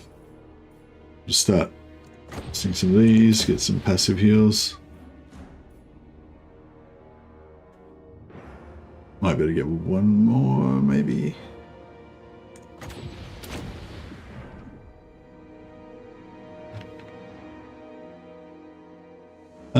Yeah, that's pretty good fight. That's kind of how I want to keep using that army. Like, I want to use the dogs as like kind of disposable poison dogs,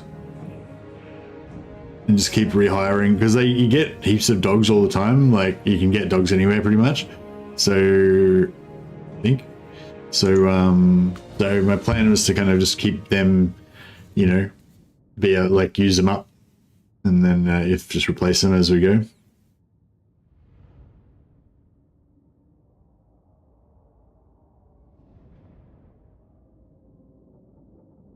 It's not the best, but it kind of works.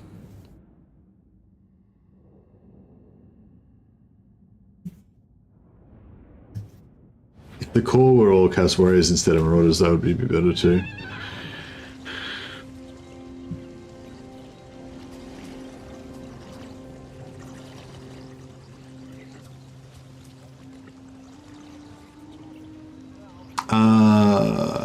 Might take the replenishment actually.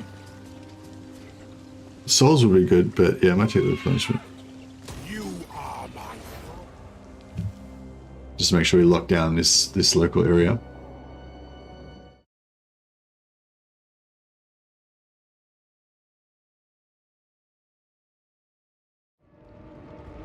Okay. So he's not going to wait. Yeah, so if we lose this, we're going to lose a built-up settlement, and we're going to lose some units. We've got 1,200 defensive supplies straight at the gate. I don't know.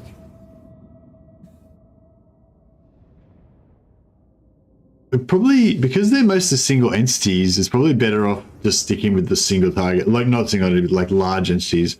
It's probably almost better sticking with the single target towers instead of going for the AoE ones. Yeah?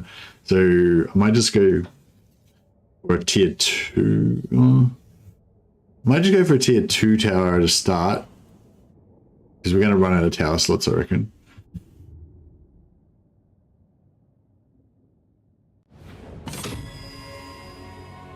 And we'll just try and get as many towers up as we can. We're gonna put what they got: one set there, one set there, one set there, one set there. Oh, I got shit everywhere.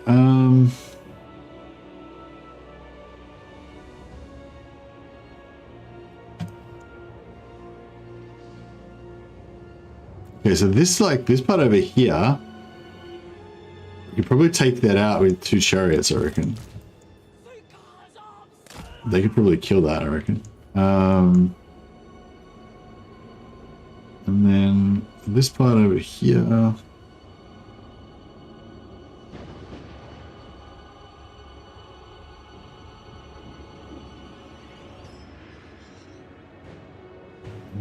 don't know.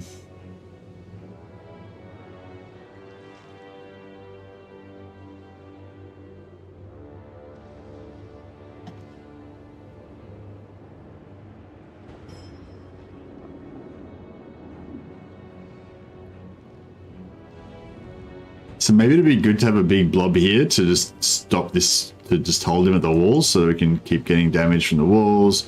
We can build up some towers around here. We've got dogs, so I don't want to put any horses out there or anything like that.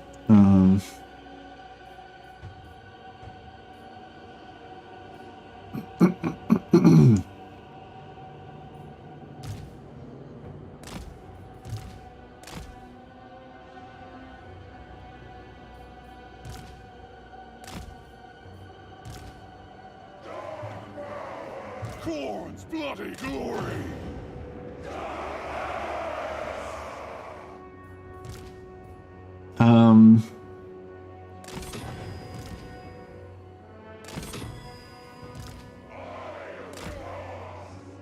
Oh, they don't have anything that can go on the walls. Just realized. They're all, yeah, none of these things can climb ladders, so we don't need to worry about the walls.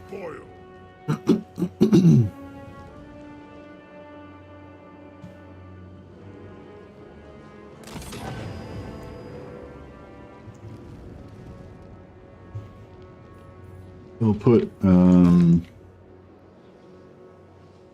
these guys there. And these guys there to guard the towers firing. Some more anti-large down here. Yes, Lord! Ranged. Chaos come! And our...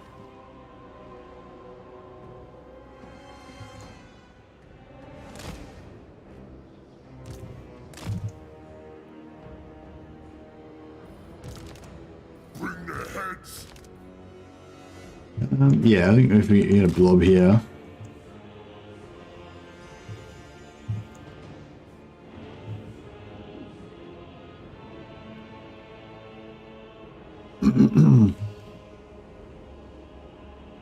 Dark Princess Marauders!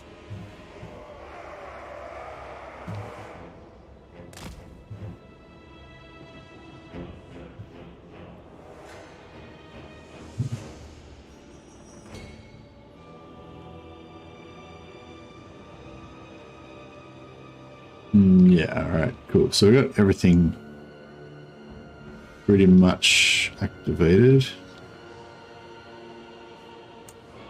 Bring us souls!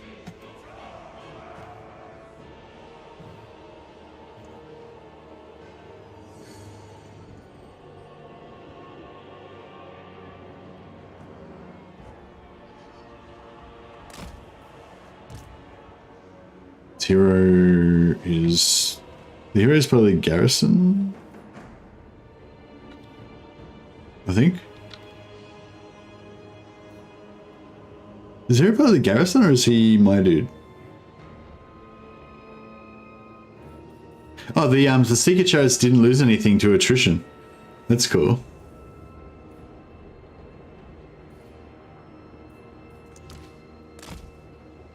Alright, I think that's pretty good.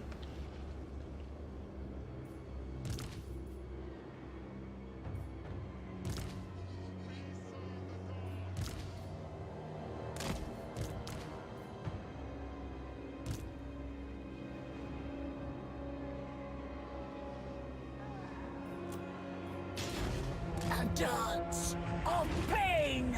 Driven by pain!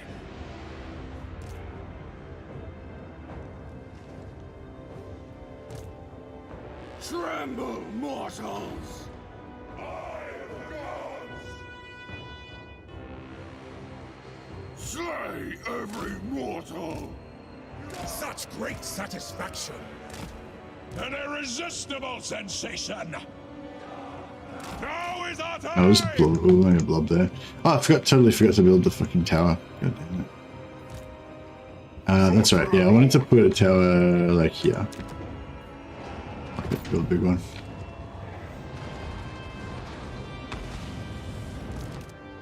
Marauder horsemen! The debauched ones! Fresh meat! Yeah, they should stop those. Yep, the tower's going. So that's where all the berserkers are inside there. They're basically not going to do shit. Very well! Supple servants of Slaanesh! Marauders of Slaanesh!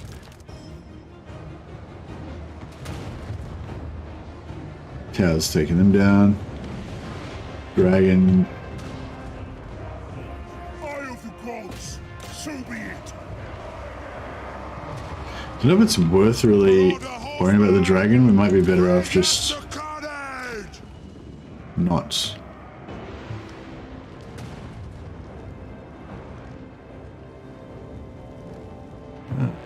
There's another tower we can put up as well.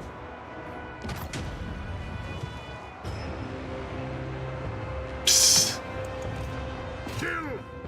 All berserkers hate him because of this one simple trip. That's right. Oh, they're dead dogs. Look out, they've got dogs. Sweet kiss. I don't think chariot. I feel like chariots shouldn't be able to kill dogs, but they probably.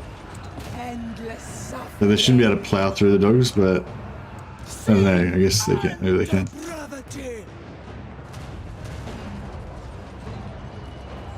In destruction's name!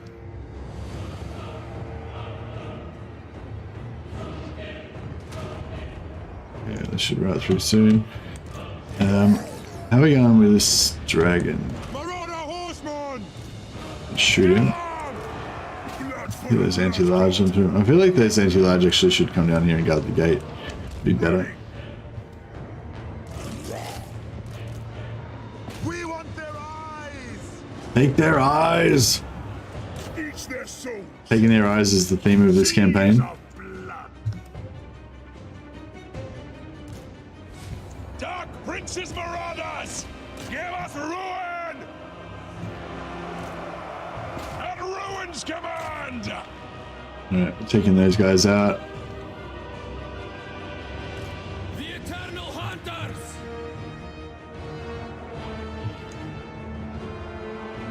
Glorious devastation!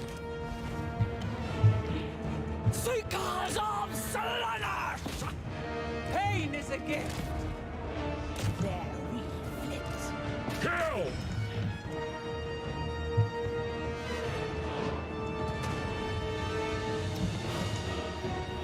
Alright. Oh yeah, put to cast spells, that probably would have been a good idea.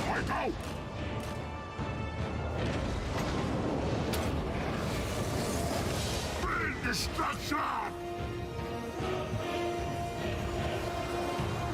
Yes, Lord! Fight! Oh, actually, just leave it now. Chaos warriors! What? Alright, I think we've nearly won this. Dragon's nearly down.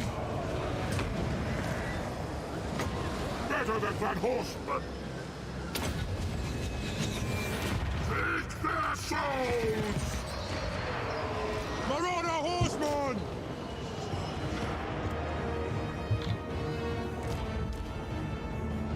The dark god! Supple servants of Slaanesh. Move with grace! Freaking. Will! Blood! The gods will it! Let there be kill! A dark bargain!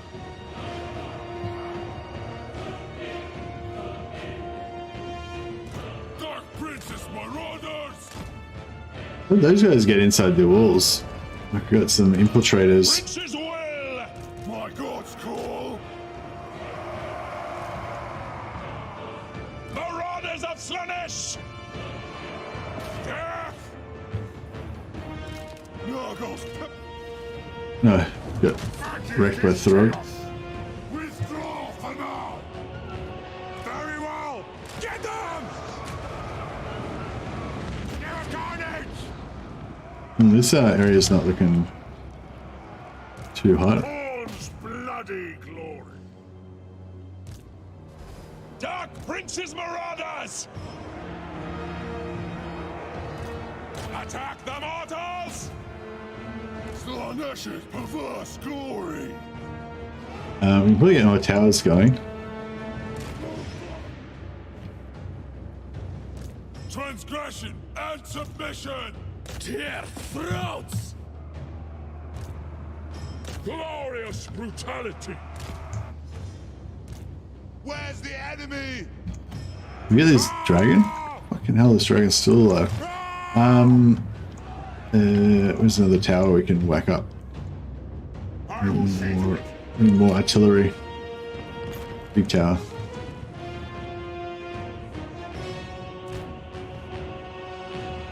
For the Chaos Gods! Sinch's many glories! Running!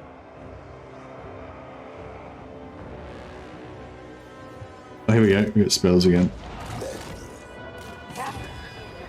Oh, bro. I tried to run him away, but my own cavalry, like, blocked me. Faster! Now! Retreat! Yeah, we're definitely soundly losing against all these, Rust trolls. Undivided. Despoiling. Another 1200. I guess we should block this. Back!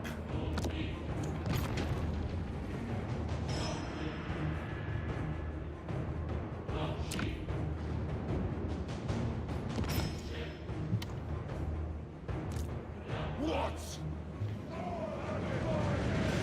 All will suffer! Warriors of Slaanesh! Spreading torment! The North abides! Great torment! As commander! That's what the masters bid! Eat your souls! Bring us souls! Marauders on the move! Should we need to stop them from taking, stuff? If we can.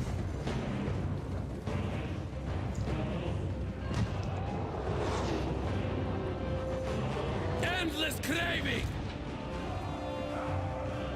I don't know if they've got any infantry left, but this chariot's probably not going to be that great against. Marauder horsemen! Roar! Endless evisceration! Melee attack.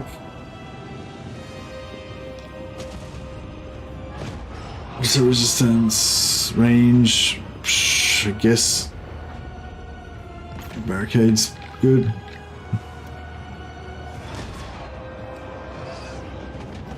Oh, they took this tower here. Sinch's many glories!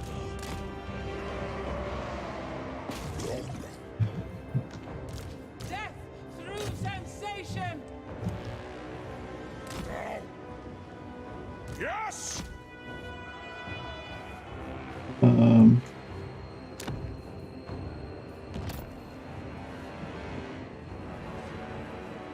Pull back! Marauders of Slaanesh! Bend to our will. An intriguing sin. Ready!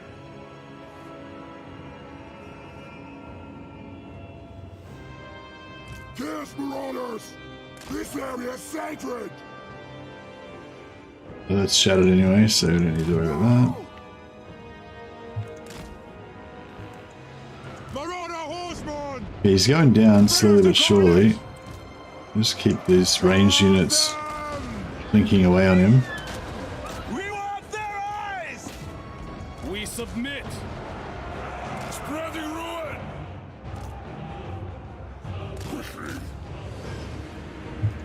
We need more towers. We need more towers somewhere as well.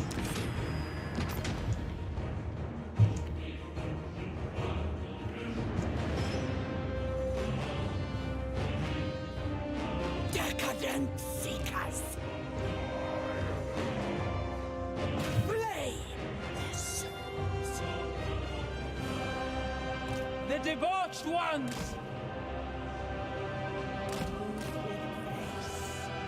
Hmm.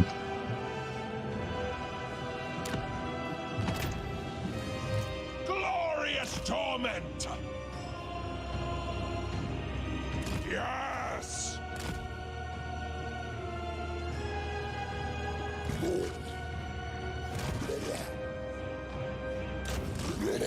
Yeah, we need to just try to get local, sort of local superiority. Marauders of Slanesh! Follow the blood! Sent by chaos! Searching for battle! So be it! Kill the Southerners! Charge them! Charge them! We're gonna lose that. Retreat! We're gonna lose that area. We could lose this battle still. It's not really going super great.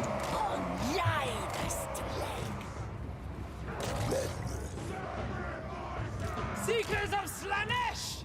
Move on them! Seeking sin. Slanesh expects suffering! Seekers! Time to despoil!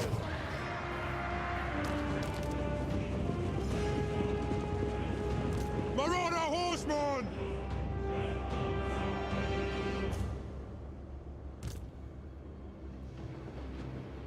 Faster, blade hanger! Yes, Lord! Where's oh, there's Throg. Great. Yes!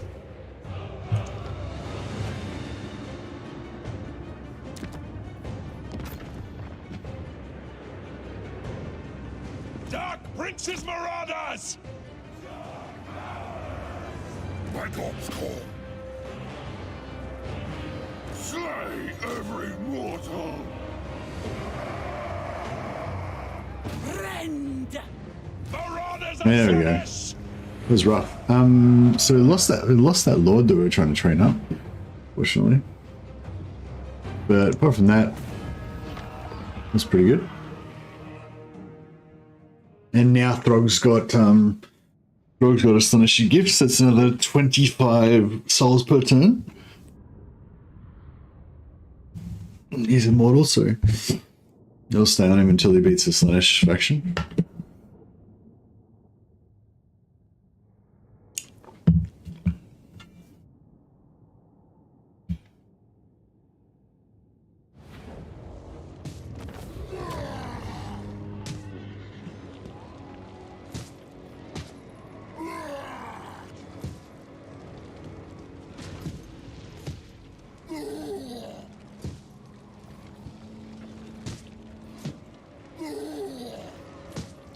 We don't really need the replenishment. We'll take those souls though.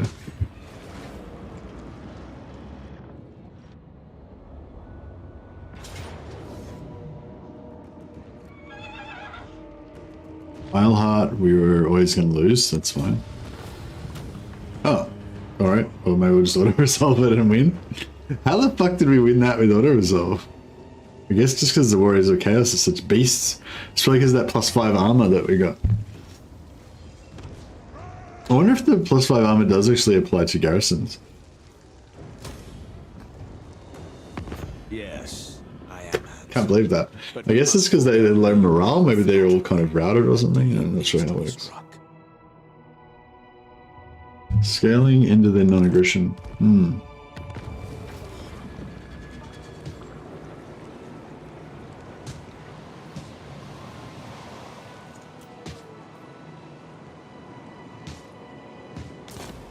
Ready.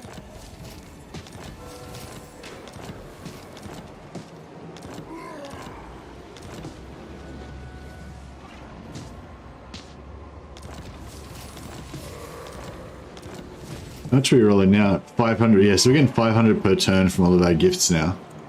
That's very nice. Now, I'd like it if we could kill Throg with this guy. We shall weave the fates. You have my promise.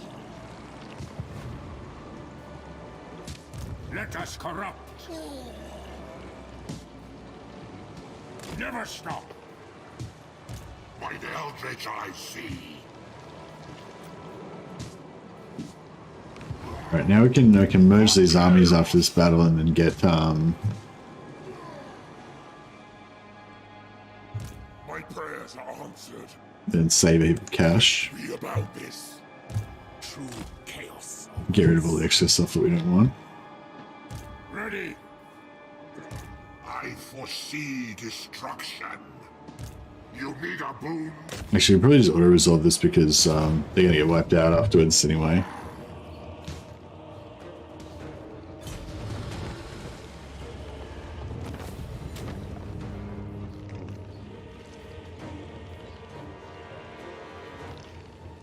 Cool.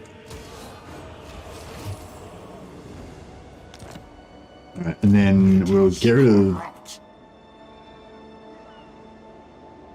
Bring ruin. Dominance. Um...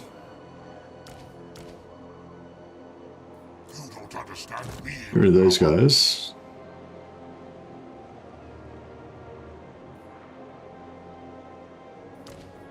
And get rid of those guys. Are you a god? Yes. Fool.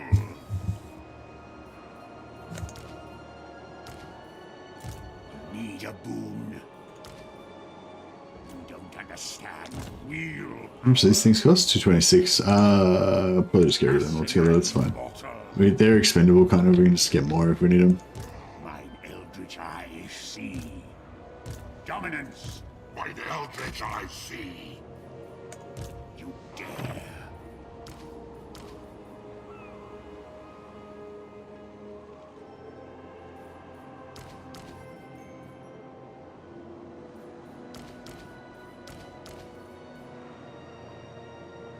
Yeah, I feel like I feel like these guys are too expensive. They're 241 each for what they are. Comprehension. Rather have Chaos Warriors if we're going to spend that money. We'll put these guys into Scourges. I think the Scourges are just straight up better than the normal ones now. No point having the normal ones.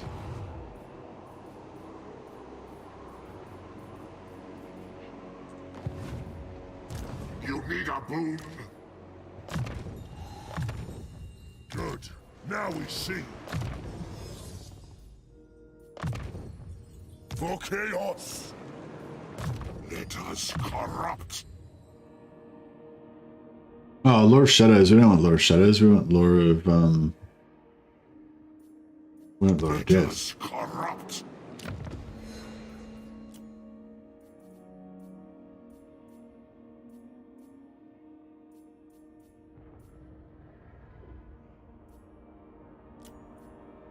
You dare. Alright, cool.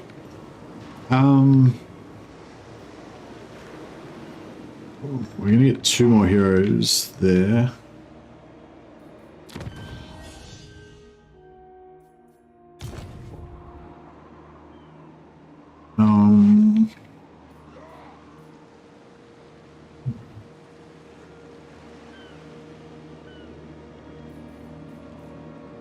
You have my promise.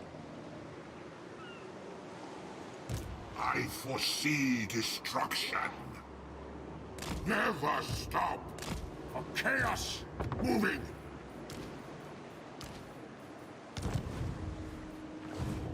I feel like all this stuff's actually pretty cheap, like pretty worthwhile. Pretty good value for money. Despoilers, come! You need a boon.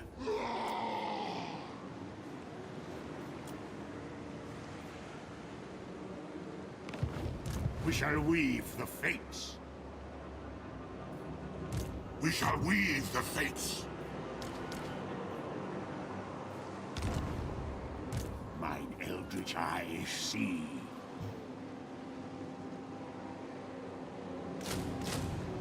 No, we'll get some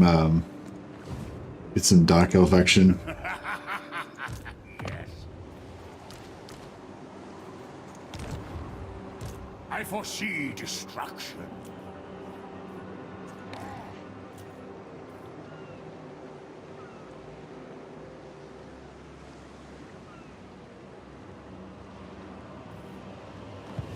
Cool.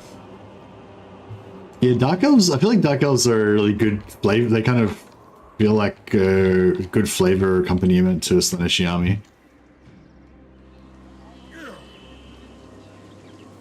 Absolutely not. The Dark Prince wishes. Despoil!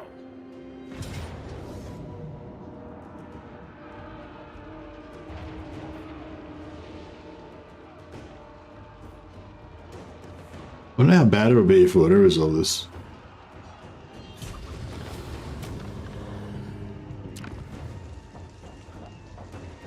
Not too bad.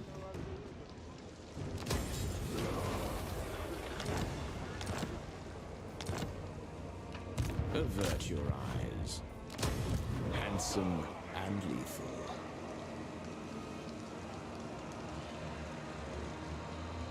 What? Let us go!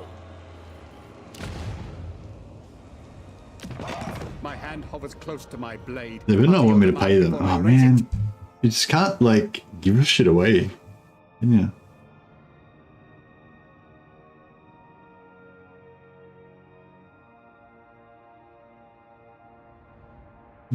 So 1, 2, 3. I'm guessing they've got.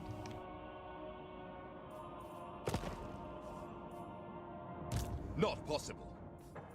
No. 5. 1, 2, 1, 2, Bring 3. death.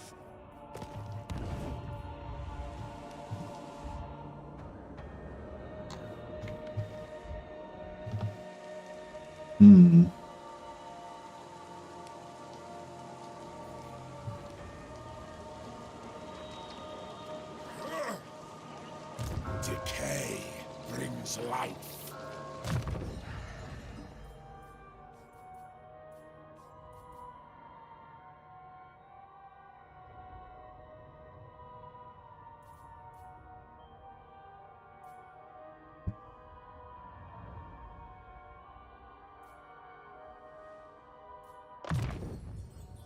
Great pain shall be inflicted.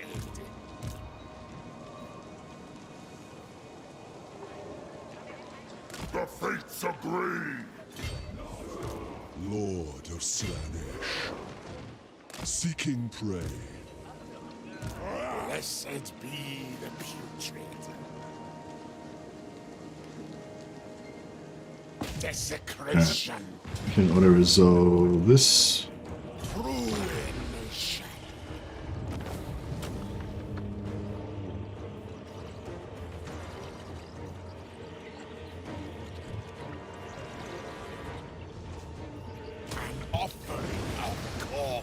Alright, our income looks a bit more reasonable now. Well, in our expenditure. The Fly Lord favors us. Unleash.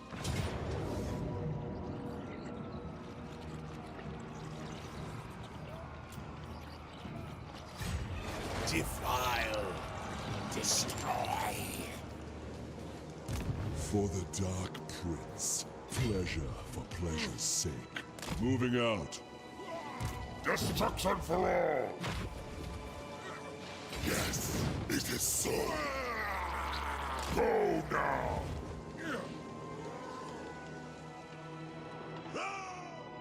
What if we could vassalize Reichland? We could probably almost could.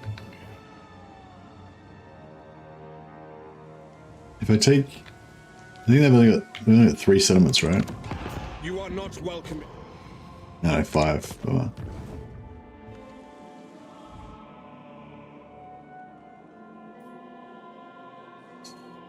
Oh yeah, 1, 2, 3, 4.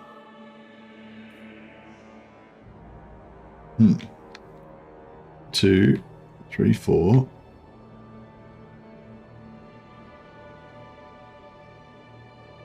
Got one more somewhere.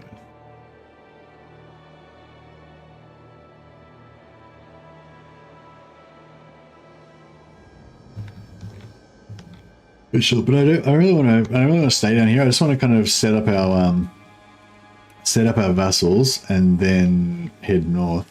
2, 3.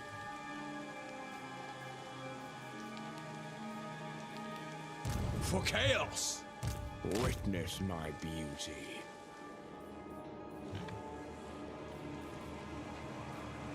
Joyous slaughter. Foxes and plagues.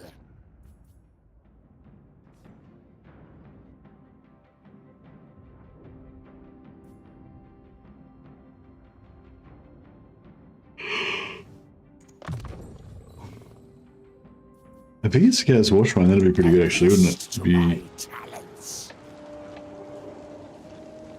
in Exalted Heroes or Nurgle can't get War Shrines, can they? Grotesque news. No.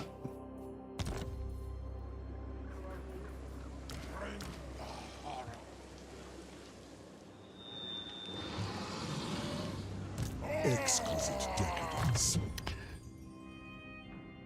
Oh, Chaos Lords can't get War Shrines either. Yeah, that's a bummer. They look really cool, but that's about it.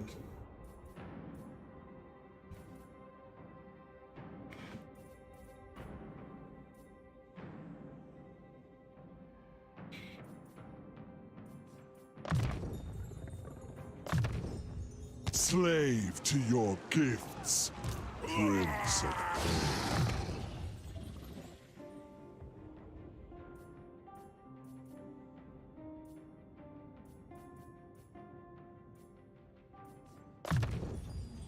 I am pleased.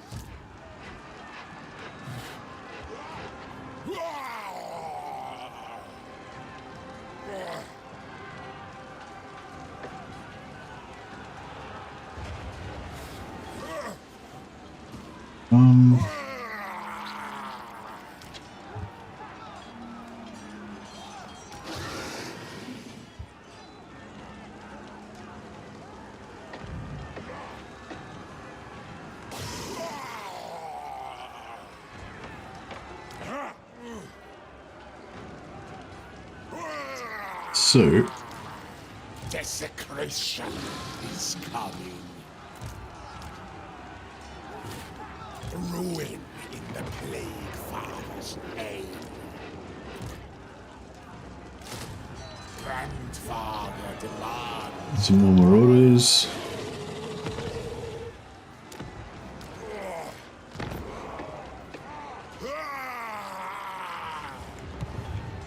Defile. Oh, I keep forgetting that we're not going to get a settlement battle in this. Actually, this could be a fun little battle. Just fighting versus Empire infantry is pretty fun. Because they're not very tough. You know, they don't have crazy artillery or anything. It's sort of a tactical battle because they do have, you know, cavalry archers and stuff. So it makes it a bit more like an old school Total War battle, I guess. A historical Total War battle.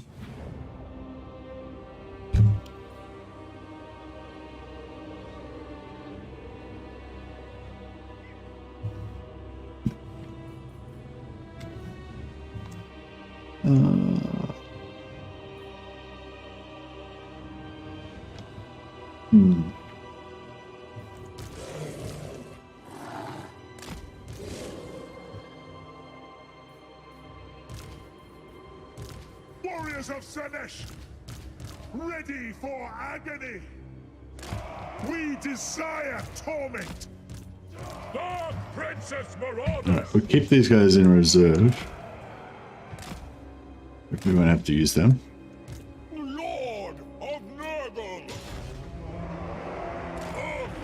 Yeah, I don't mind this. I like these little defensive positions they give us in the 1v3 maps with these choke points and stuff. They're cool. They're cool.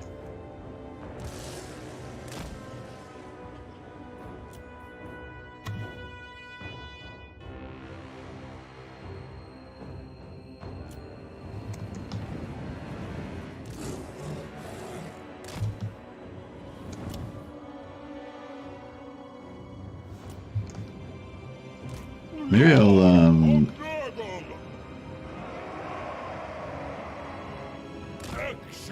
go right around behind them so that they can't use that choke point.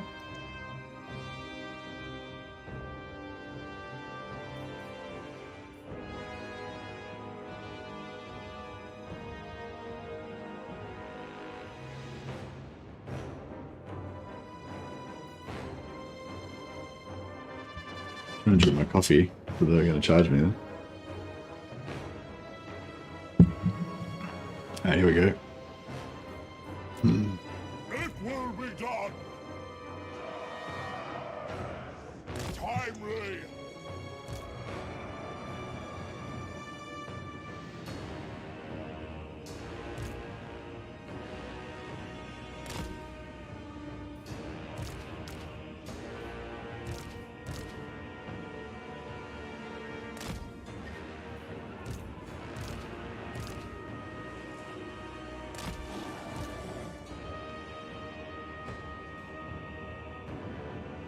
Okay.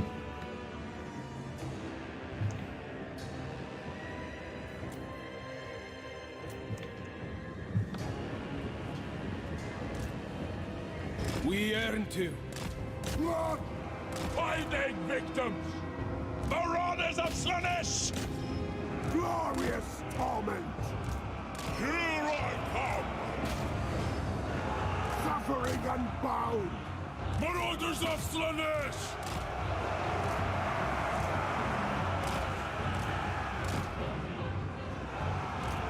With fury and hatred! The gods demand it!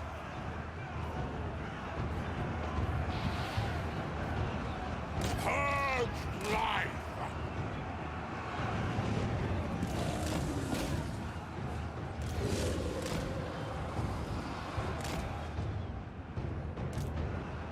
Dark hearts! Oh, Speed! yes. Now is our time! Manifest decay!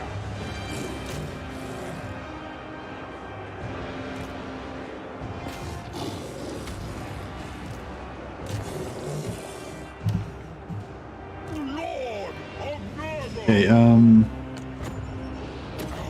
Despair it is!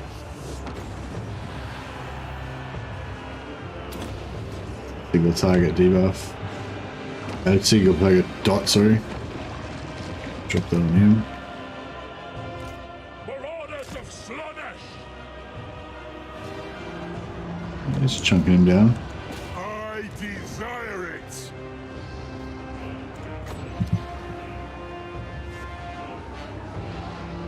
Nurgle's gifts! I'm gonna might have hit our own guys a little bit.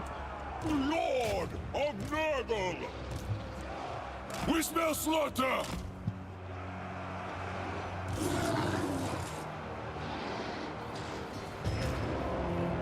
Master of indecency, hear me.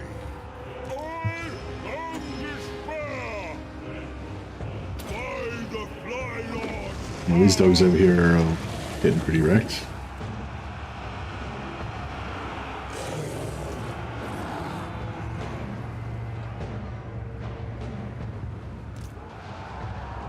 Brutal sensation! Seeking torment! For chaos! Architect of exquisite pain.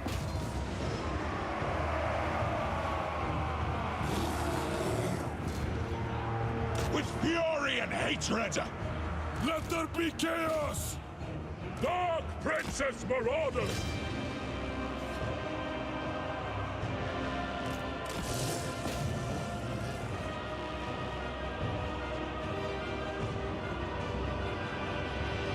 Endless craving, Lord of Dark Delights.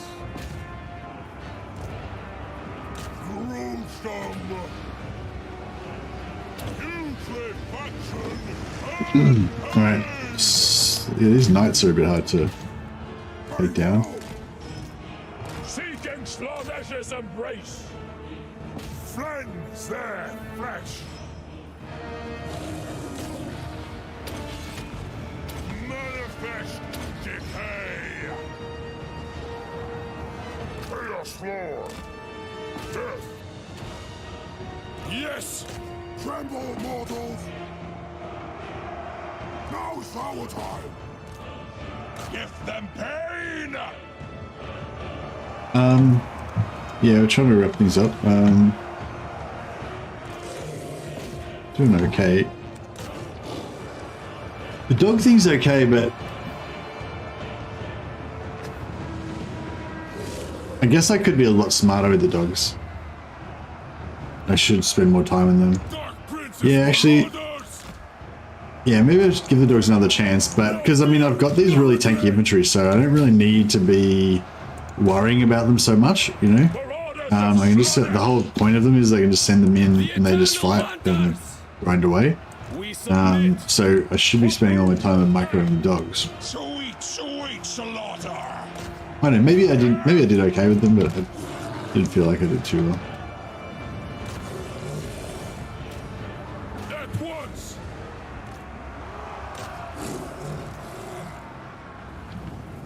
And that was just down to not microing them. We could have like really lured them out. I don't know. Got a lot more isolated units. It's just the cavalry kind of make it a bit hard to move with the dogs. I don't know, maybe I did the best I could. I kind of just had to like, I felt like I had to engage like these units up here with these dogs and just fight it out. But maybe I didn't. I mean, I would have had the speed advantage, so I could have probably run away. So be it!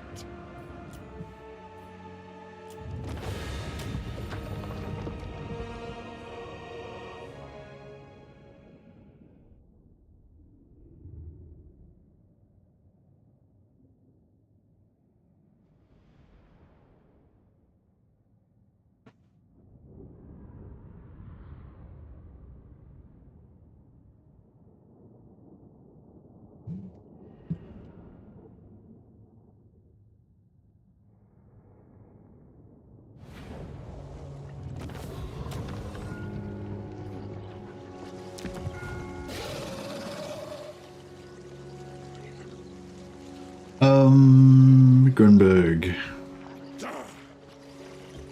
Guess we'll sack it to keep our maneuverability. And we'll just occupy it with one of these other minor goons. Destruction for all! A place to rot! The malignant march!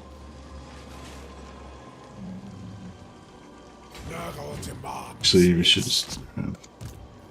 Time to scrap.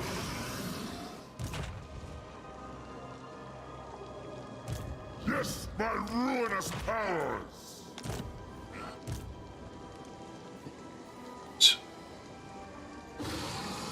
Spread ruin on them! Onward to destruction!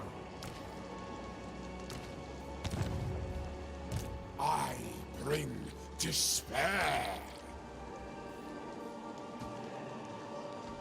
So Dash just said that as long as the both units get merged, as long as both units disappear, they'll take the experience of the leftmost one. So how it used to work in the previous DLC was that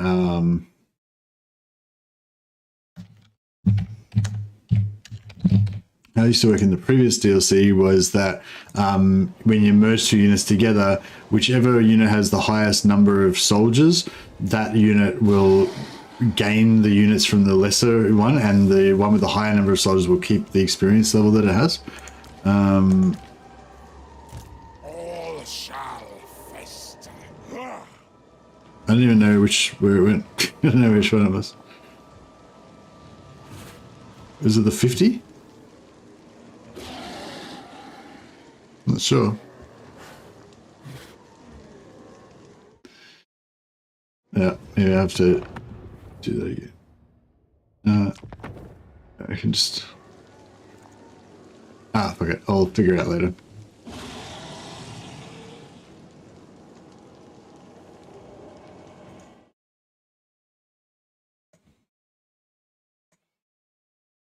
Yeah, I'll play around with it later on and figure it out.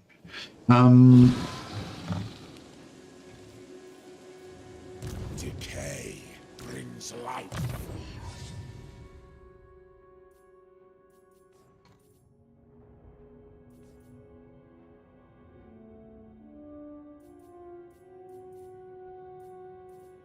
Yeah, I'm not really planning on getting any Chaos Spawn Feral Manticores or Forsaken, and I'm planning on getting rid of the Forsaken that I've already got. Getting rid of the Chaos Spawn that I've already got, so yeah. I don't really need that. We do need the missile resistance.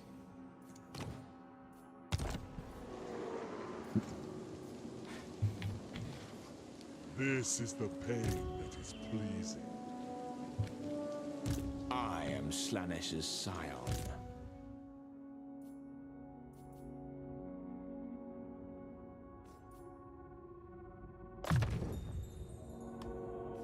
What does Chaos War Shrine do for us? Oh, that's the, yeah, giving us the Mortis Engine effect.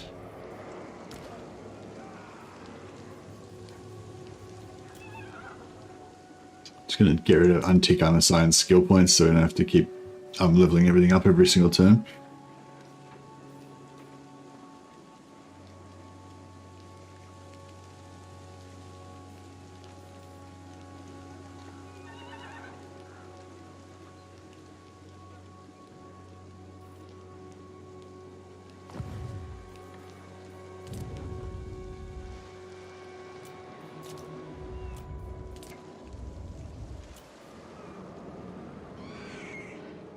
That's 3,000 per turn. Our money's still going up though, so we're still, our wars are still profitable. We shall weave the fates.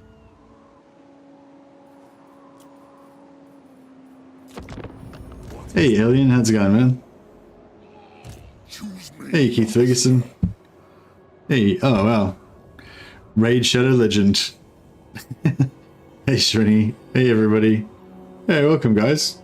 Well, we were just having a nice, super quiet stream, and now, yeah, we've got all the Legends tribe has arrived. Hey, everyone. There we go. Hey, Bean Felix. Hey, Scoomerguard. Shadow Legend, yeah, Shadow Legend, man. How vexing. Isn't it sword? Gotta get the sword out through Legend Raid. Yeah, hey guys. We're just playing some Sigvald. I haven't played Sigvald in Immortal Empires yet, so this is basically me just trying him out. Not really going for any super theme or challenge particularly. Just wanted to enjoy the extra speed. Sigvald gets 15% extra speed for his infantry, and just lots of vassals basically. So there's a bug with the vassals at the moment where when you declare war, your vassals don't join you, but if your enemies declare war on you, your vassals still do join you. So I mainly use my vassals defensively just to kind of garrison all my conquered territories. So I don't really mind, the bug doesn't really bother me too much.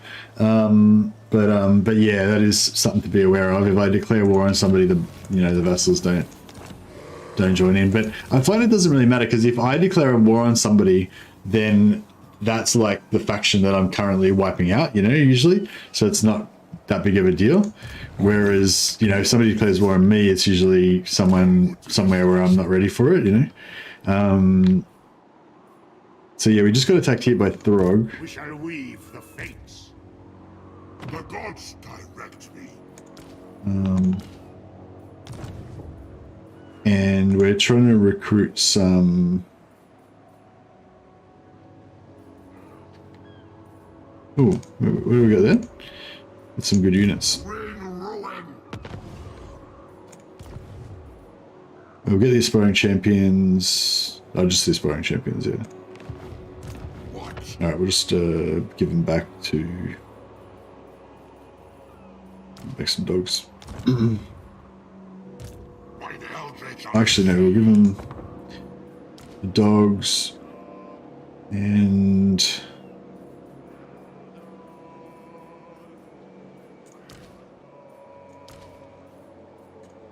Yeah. Despoilers come. And we'll send this guy over so he can start trying to defend against Valkyrie. Yes. For chaos. This was channeling. Now it's my time. I play without mods, Alien, yeah. I prefer just to stay chosen or champs for Siggy. A bit of everything, Alexi. Hey, we've got a few chosen. We've got some aspiring champions. Siggy's got a bit of both. Yeah, I can't decide which ones I mean, the aspiring champions kind of lean more towards my penchant for like hero balls and super elite, you know, high health units that you can keep alive and potentially heal. But I do like the chosen because they just look really cool. What? Despoil. Sigvald's gone on a bit of a tear through the Empire at the moment, creating some vassals, just holding things down.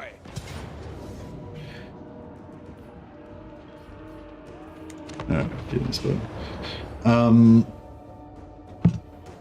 yeah, nothing's nothing. Oh, the other thing we want to try out is the Vermintide. The new Vermintide endgame scenario is actually really cool. It's heaps more interesting than the other ones. The other endgame scenarios, if you guys have tried them out, they're pretty boring. They're just the same as the old Chaos Invasion. They just spawn a bunch of armies, and you know you got to fight them. But the Skaven one, the Vermintide in-game scenario is different. It spawns a bunch of armies for all of the major factions, but it also I think it texts them up or something as well, and it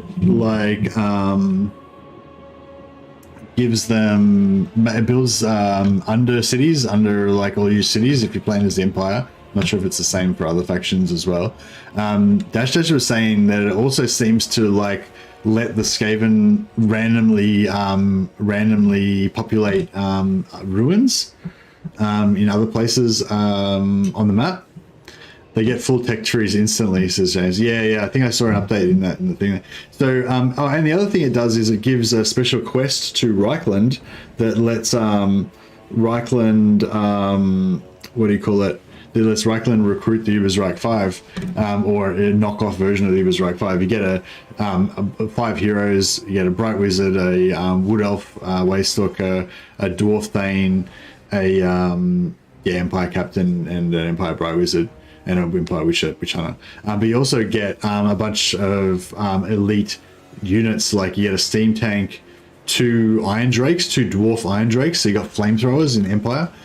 Which you can then also buff with your Tinder, whatever it is, the Fire Wizard damage buff spell. Not that really is needed. It's good by itself, but yeah. This is one of those settlements where they've got free entry, no towers guarding this side. All will suffer. Yeah, so it's just, I don't know, it's just really cool. Like, the Vermintide's really cool. It's heaps more interesting than the other ones, and I'm hoping that all of the endgame scenarios they create from here on in are going to be that Vermintide level of complexity, with quests and extra rewards and different special you know, special events and stuff like that happen that make it interesting. It adds narrative to the right click camera. Yeah, it does. It adds like that narrative feeling. That's what you want. I kept getting Murder of Spite's debuff on me from a corpse of a tree man I killed. Oh yeah, that's been around for a while. That's been around for Warhammer 2. Oh yeah, that's what you said, yeah. Yeah, I hadn't really noticed it for a while, but it's not the sort of thing you notice that often. Just every now and again, like Gotrek will die, and I mean, Felix will die, and there'll still be like an aura of healing around there where his corpse was, and weird stuff like that. Chosen of Slanesh! Slanesh's perverse glory!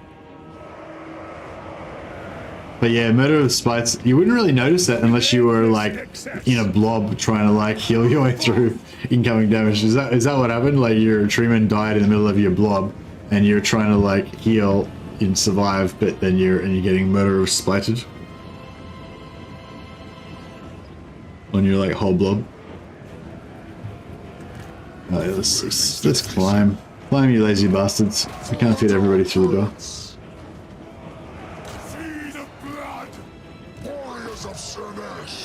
Alright, this guy's got his Mortis engine, but we've got to power it up. It's currently doing 0 damage. Taste the unbridled ecstasy!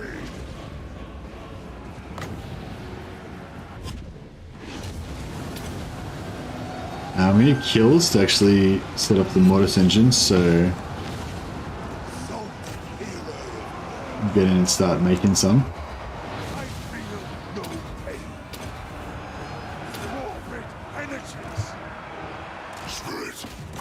Yeah, chariots to punch through and try and shut down some of these archers.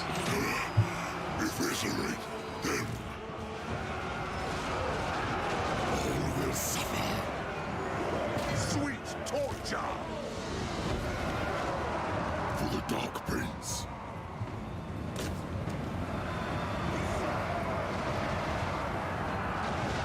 Warriors of Slanesh. For destruction.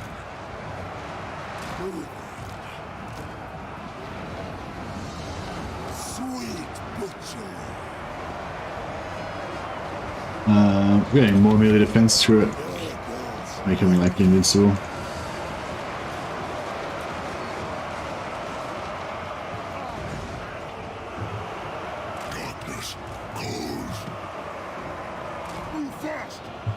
Oh yeah, this Dash just pointed out this spell causes rampage, so you can just cast it on like a ranged unit, and then that ranged unit will just instantly just stop shooting and just start running into melee instead. Or not? Oh no, there they go. Yeah, now they're doing it. See, they've stopped shooting, they're just running into melee. So that's a pretty cool little trick. Just glad to learn.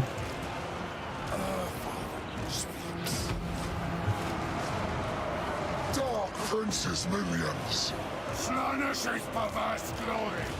Blood for all. Alright, walls are cleared. Warriors of Slanesh. Immortal. Forward. The world will burn. Slanesh sends us. Right. Onward, Northmen. Such great satisfaction. Alright. We'll overcast Peer the Shades there. We should be getting the Mortis engine going pretty good now-ish. 12... Oh, it's maxed out now. Doing 12 to 24 per second, so yeah, everything that's in melee now with in proximity to this guy will be taking Mortis engine damage and getting wiped out. Yeah, they're all crushed. Chosen of Slanesh, make claim. Slanesh expects suffering! Untie his foot. If you cast it on a unit with nothing nearby, it won't rampage. Oh, okay, you need something relatively close to rampage. Okay, interesting. It still seemed to work that time, but maybe it didn't work straight away. You were bulldozed into a tight blood by 2 stacks of treemen? Oh, really? So they just, you had like infantry and there's all the treemen just surrounded you and just jammed you into like a little area. They will succumb. spore. A divine sensation. Teach them agony. Slaanesh expect suffering. Overwhelming sensation! Rapturous bloodshed.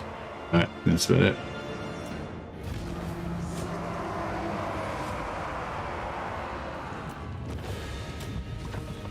Nice.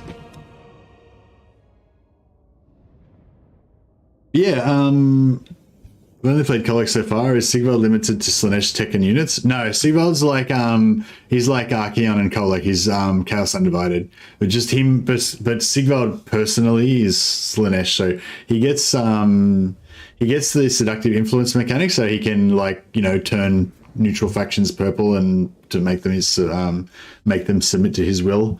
Yeah, so he can get forced vassalization through seductive influence. His hero units, when they do an action, they put Slaanesh marks on people and stuff. But he can also buy enemy units with seduction before battles.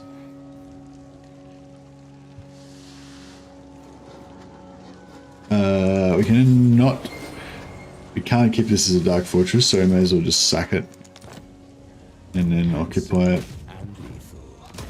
Bring ruin. Hopefully we can give it away to one of our minions You dare.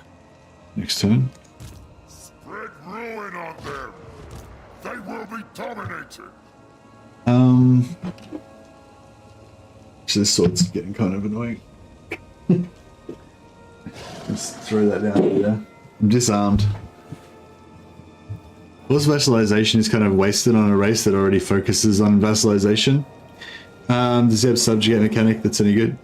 Well, yeah, he has the Chaos Warrior. He can subjugate. If you take over the last settlement of a faction, you can also subjugate them.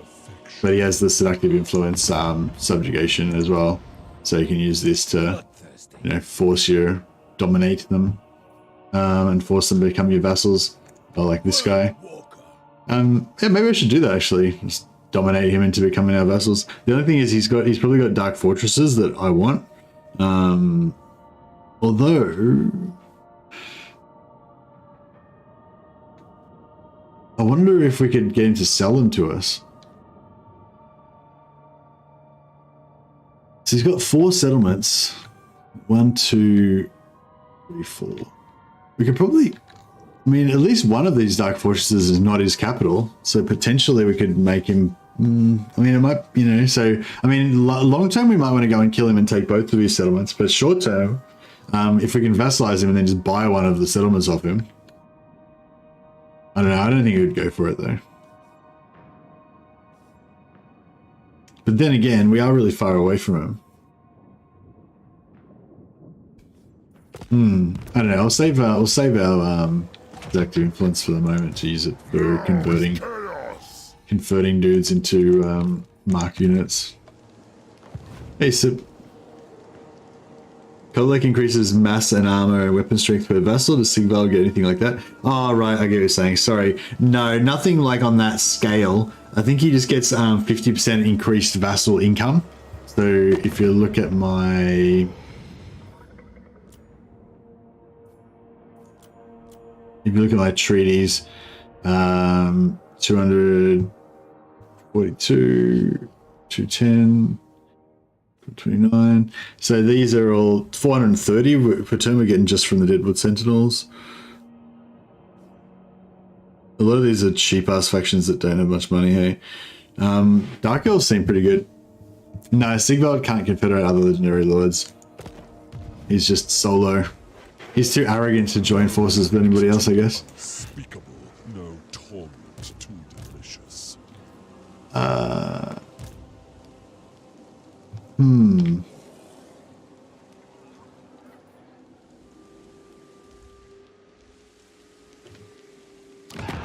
many settlements has he got now? We've got 5.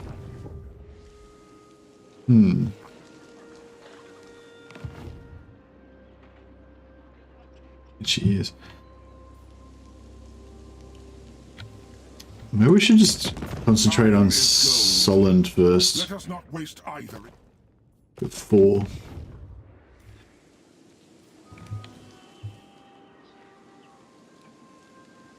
yeah, I just want to get another vassal somewhere around here.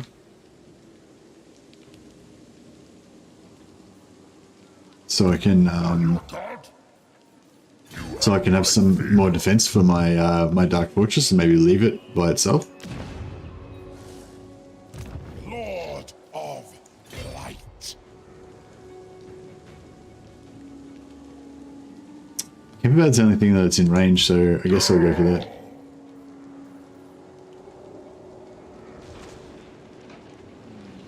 Let's be about this.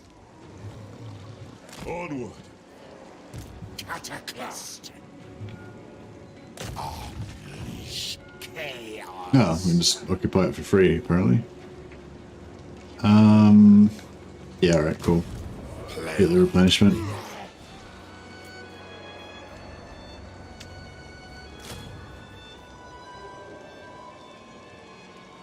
Should we get some Marauders of Nurgle?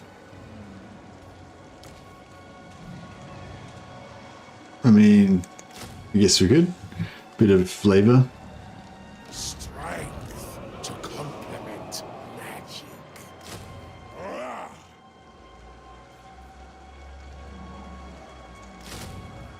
Give yourself to Slaanesh. Hey man, looking like I clicked on my Empire Captain on the battle map. Great beard, man. Thanks, bro. Much appreciated. What does Marauder of Nurgle's job? Just regular Marauders plus poison? Yeah, sort of. Plus a bit of extra melee defense and stuff. So they're slower, speed 30. Yeah, they got poison. They got extra melee defense on normal compared to normal Marauders. Extra hit points, but reduced melee attack speed, but they've got poison contact effect. Whereas these bad boys get melee physical resistance and speed. And immunity to psychology. Oh, I didn't realize they had immunity to psychology. That's pretty cool. So Slaanesh doesn't get terror routed. That's cool. Maledicta. Moving now. Oh, because everything is over here, so they're sort of in range to expand it that way. Who are these grotesqueries? I foresee destruction. Gotta wait to get our enemies over there. I found 3 exalted heroes of Nurgle can regen your army about 70% or so. Oh, that's pretty nice and fantastic. I find I don't really need the healing though. I prefer to go for Toxic Trooper for the armor reduction. But yeah, I don't know. It's they're both cool. They're both cool. Both cool options. Well, this is Difficult. Playing on Legendary very hard on Immortal Empires. And we've got the endgame scenario set to go off between turn 51 and 61. So we can check out if the Vermintide does anything special for Slaanesh. Or for Sigvald, sorry. I suspect it's not going to have the... There's not going to be anything special for Sigvald, I suspect, but we'll see. It'd be pretty cool if Sigvald got like the Rizrak 5 join his clan. Like, the only thing we hate worse than Chaos is Skaven. We'll sign up with you, Sigvald. Bring ruin. Could happen. Alright, so we've got to hightail it over here and try and Onward to destruction. stop Valkyria before she ruins all my shit. This guy can block army, so still thinking maybe Silence, worm! we block this army because he's got a full stack. Failure. Pretty much good to be alive. We'll get this guy to assault units as well. There is only war. Succeed. Good. So did a bit of damage. So it's not that scary of an army. So if we can just kind of get over here before they finish sieging, I foresee then we should be good.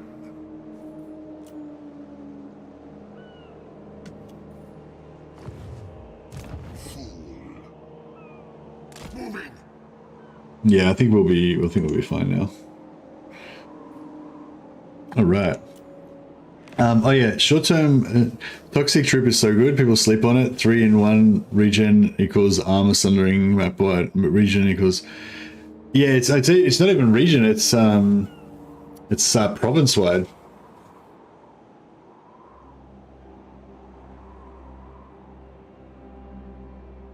Oh, you mean map wide is in the battle map? Yeah, that's right. The whole battle map of any battles in that province. But yeah, it's pretty cool. Like, and it's sort of just better. It's good at any like you have one toxic trooper, then you get -10 armor to everything. That's pretty cool. You have 3 of them. It's -30 armor to everything, which means the Empire troops have like 0 armor. But it also means that like Ironbreakers and shit that have like Ironbreakers have like 120 armor. You know, that means they only have 90 armor, which is like a big chunk of extra damage that you're doing, and it's a huge chunk of extra percentage damage that you're doing. Like if you're non-armor piercing, you know, it's like that like massively increases the amount of armor of damage that's getting through. So like 3 of them is really cool, but then if you have 6 of them, like, you know, it's sort of well, I mean, you get reduced returns if you're fighting low armor units, you know, but yeah, I feel like getting 3 of them at once, 3 of them together is definitely really good. Is Euros rank 5 only for Reichland, or can Gelt and Vogmar get them too? Yeah, that's I'm not sure, Andrew. I've gotten them as Reichland, but I'm not sure if you get them for other factions as well or not.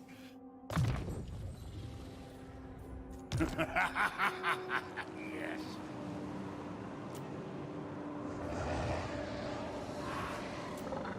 Right. My prayers are answered. Slanesh's scion. Okay.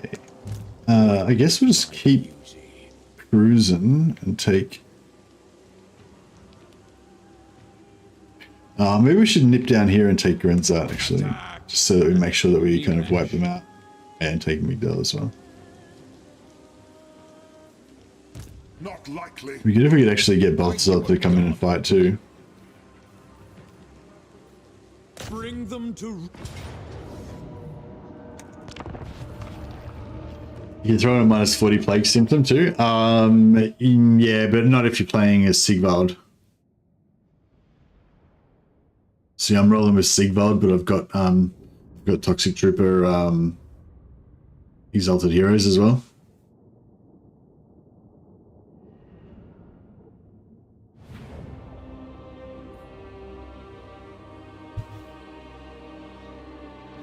But yeah, it's actually it's a good. I think that when you have 2 different abilities where it's really hard to decide which one to get, then that's perfect balance. Like that's what you want in a strategy game. You want there to be multiple options and for the decisions to be hard because they're all good options or they're all bad options. Well, you don't want to do all bad options, but all good options, you know. And so yeah, I feel like that that choice between Toxic Trooper and the heal is a really good one. I have a chicken sandwich from Chick-fil-A. I don't know what that is. Is that a chain of restaurants in your where you are?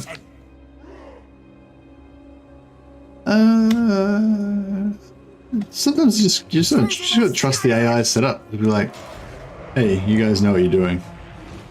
Trust you guys. With rapture. So be it. I don't trust them that much. For the chaos gods. The dark gods command me. Chosen of Slaanesh. Dark Prince's minions. Warriors of Slaanesh. Rapture and torment. All will be hell. Warriors of Slaanesh. Eat their souls. Unbridled destruction. Alright, it's looking pretty good. I've got aspiring champions on the side here. Many glories. Let there be butchery. Such great satisfaction. I am divine. Herald of indulgence. Alright. Dark sorcery unleashed. Burn it all. Spreading ruination. Drink their pain. Running! Move off! A divine sensation. It sates our craving. Fight! Sweet torture! The more deaths we get nearby, the faster the Mortis engine starts rocking on this guy, so Ready for try and get some agony. kills Make claim. if we can. Prince! Tremble Get some recharge for these aspiring champions. I love these big boys. Just crushing these inferior southerners. Take their eyes. But I love these chosen as well. Like, I don't know, like I love that the exalted heroes are big boys, but I actually like the exalted hero. I mean, the chosen model looks really cool. I think the chosen model is actually cooler than the exalted hero. It's an aspiring champion model, but I do like the aspiring champion models just because they're super big. expect suffering! Pretty cool.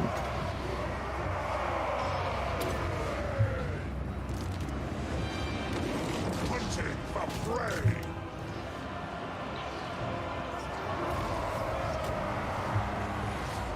All right.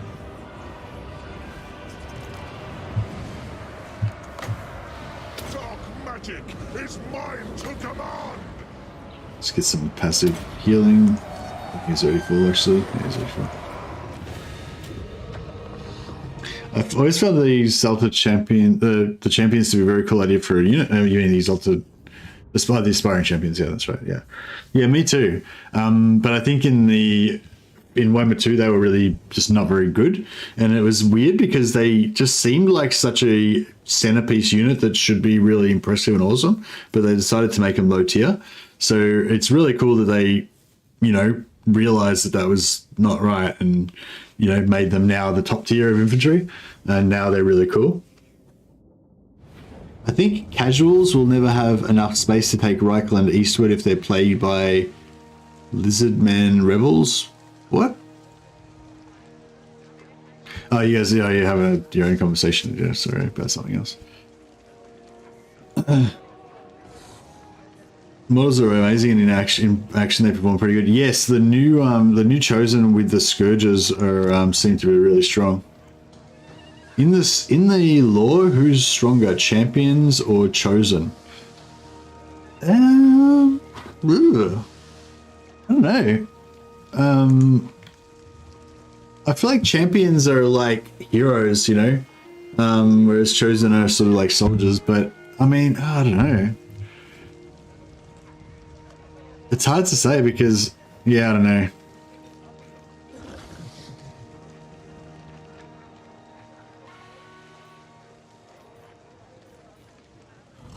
Good question though. Have they buffed champions lately? I haven't been keeping up to. Yeah. Champions are super strong. Aspiring champions, yeah. So, just to recap, what we're talking about the exalted heroes of Nurgle. Basically, I take Chaos Commander because I usually like to have 2 or 3 of them in my like Doom stack. So you have Chaos Commander, that means you can buff an extra 24 melee defense for 18 seconds every 90 seconds. If you have 2 or 3 of these guys, it means you can basically pop this anytime you feel like it and just have permanently 24 extra melee defense, which basically makes them indestructible. Like they're like, well, these guys already have 85 melee defense anyway, but like most of your units, if you're playing as Nurgle or as Slaanesh, you have really high defense anyway. And with this, it just means that you're like, you kind of stop all melee damage for a while, So yeah, that's really good, and that's available to all exalted heroes. But yeah, in this second line, basically you got choices between Toxic Trooper, gives you damage reflection, which is really cool, but also gives -10 armor to enemy armies in the local province, the whole province, not just the region they're in. Any armies in the whole province, even if you're using them as map heroes, which you wouldn't because they're such good army heroes, but even if you were using your exalted heroes as map heroes, they'll still give them -10 armor. And you can stack that as well, so you can have like 3 guys with that and -30 armor for everyone in the province. So that's really cool. But then again, you also got this, which gives you a fairly small heal that you can use 3 times in a battle. But it's still free healing, doesn't cost any winds of magic. And again, if you have 3 of these guys, that leaves you like 9 heals that you can use. And it's a 35-meter range, no maximum number of targets, as far as I know. So you can, if you've got a blob, you can basically use that to heal your like entire blob. And that is really, really good. But the only thing is I don't feel like I really need the healing most of the time when I'm playing as Warriors of Chaos, especially if you've got access to Nurgle, because you've got healing. Like basically, if you can make an Exalted Hero of Nurgle, then you can recruit a Nurgle Sorcerer Lord, and then you can just heal with him instead. Whereas the -10 global armor reduction is kind of like a unique thing. But I don't know. Yeah, they're both good. They're both really good. If you have a high armor piercing army, I guess that reduces the value of the armor, and the healing becomes better. Yeah, I don't know. I suppose if you're in Sigvald's army like these guys are, then Sigvald doesn't have any healing, so it would actually be good to have a healer in the army. But I usually have another Nurgle Lord that does the healing, that follows them around. But yeah, but anyway. What were we talking about? Champions versus aspiring. Oh yeah, so the update on aspiring champions, and most of you guys probably know this, but somebody just asked. So yeah, for aspiring champions, so they got heaps better stats now. They got 10k health, so they got more health. They got 16 entities, so that's 10k divided by 16. So each individual guy's got like 700, 800 health, which is like one of the highest healths that you can get for like a monstrous infantry unit. They're basically like monstrous infantry, but they're not counted as large, so they're still counted as small. So they kind of have all the advantages of monstrous infantry, except for anti-large doesn't work against them because they still count as infantry. And their melee attack and melee defense is really high. And as well as all that, which is all enough already, they got super high armor, super high stats, super high health, and on top of all that, they get heaps of buffs in the tech tree. Every different faction gives buffs to them. So these guys give Soul Hunter's ability to aspiring champions if you go down the Slaanesh route. If you go down the Zeech route, then your aspiring champions can summon blue horrors, pink horrors, sorry. If you go down the Nurgle one, they get regeneration. So they regeneration. So on top of being high melee defense, high armor, high health, they also regenerate. If you go down this one, then they get Hellblade, which means they do like more and more damage once they get 80 kills. They get down here. They get perfect vigor, and up here they cause fear. In the Zeech line, they get energy shield. They get 800 energy shield. They get immune to psychology if they're Slaanesh. Like, yeah, it's just like, so yeah, so they're really cool if you're, poison, and also frenzy. So all that stuff they basically get everything exactly. So they're just, like they're really, if you like, Chaos is really satisfying in that way of just letting you build up all of this super powerful, cool stuff. So yeah, it's really fun to play.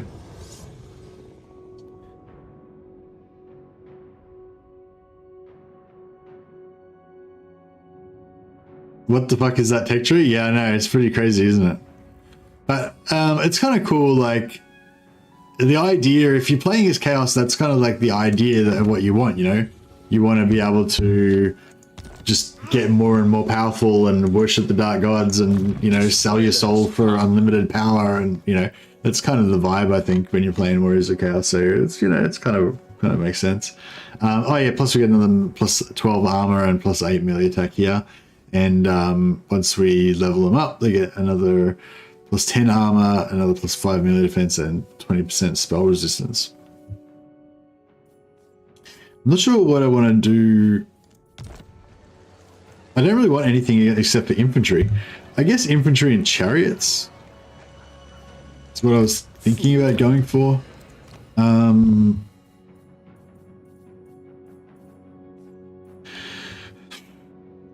Yeah, I think chariots is probably the way to go.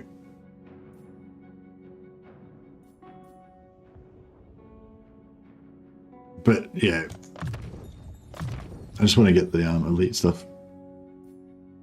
Witness You can recruit aspiring champions extremely early as you can get them extremely early as well. Yeah, Warriors of Chaos is a really fun faction for sure. grotesqueries. Now, Now is chaos. Decay. Okay, now we can reach. What brings you here to disturb? We can reach Flensburg. Lord of Light. Might take that first. Defile. Destroy. They will be dominated. Go now. Lord of Slanesh. Yeah, we're rocking around with 3 armies here, essentially just to get more item drop chance, because you get your item drop chances per army.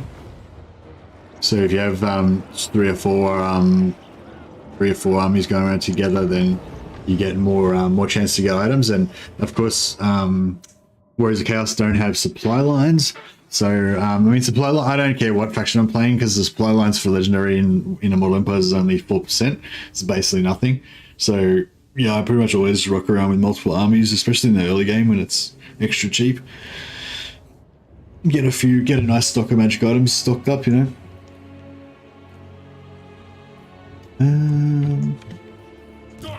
Just aim of the game here is just to take less casualties. Let there be rot.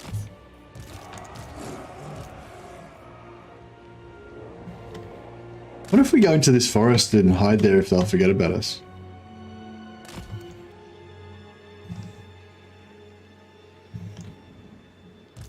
Fly, Lord's boon.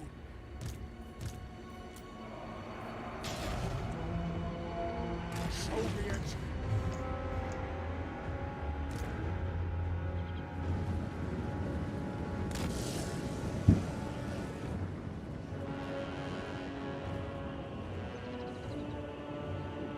I'm not sure if they'll be able to get in there without... We're not in range of any archers, at least.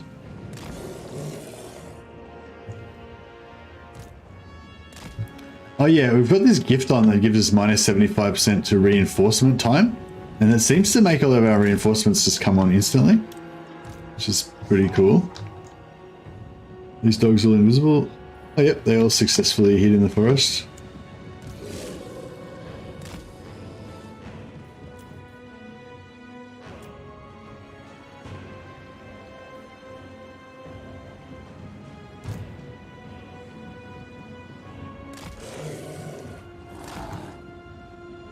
Tree just growled at you. Blast. Rapture and torment. Alright. Let's see if we can... Spreading torment. A divine sensation. I'm just going to group them up so they auto attack just to start off, just so that we can concentrate on trying to micro all of our dogs.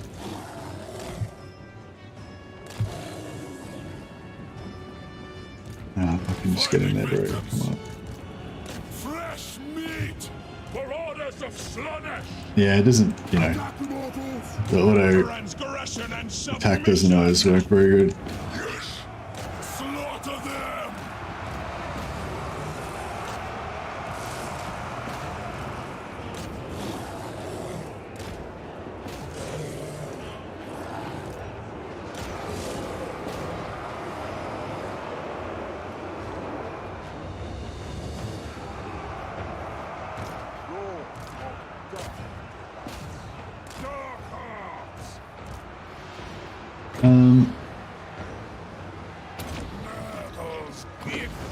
Yeah, we didn't really shock on all of these guys, unfortunately. Oh no, we did. That's cool. The prince's marauders.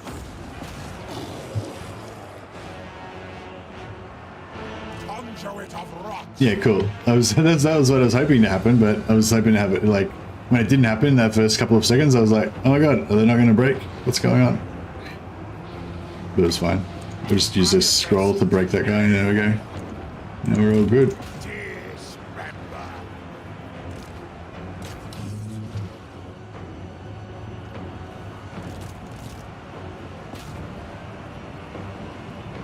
See, the Hell Scourges are paying off. Yeah, the Hell Scourges are just dominating. I think everyone's full health already, but just top them up with some... Oh no, this guy needs a heal.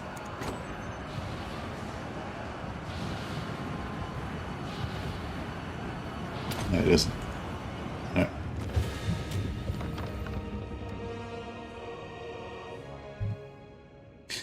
I hate how they butchered the Night Goblin fanatics, making the aiming with the Vortex poo-poo.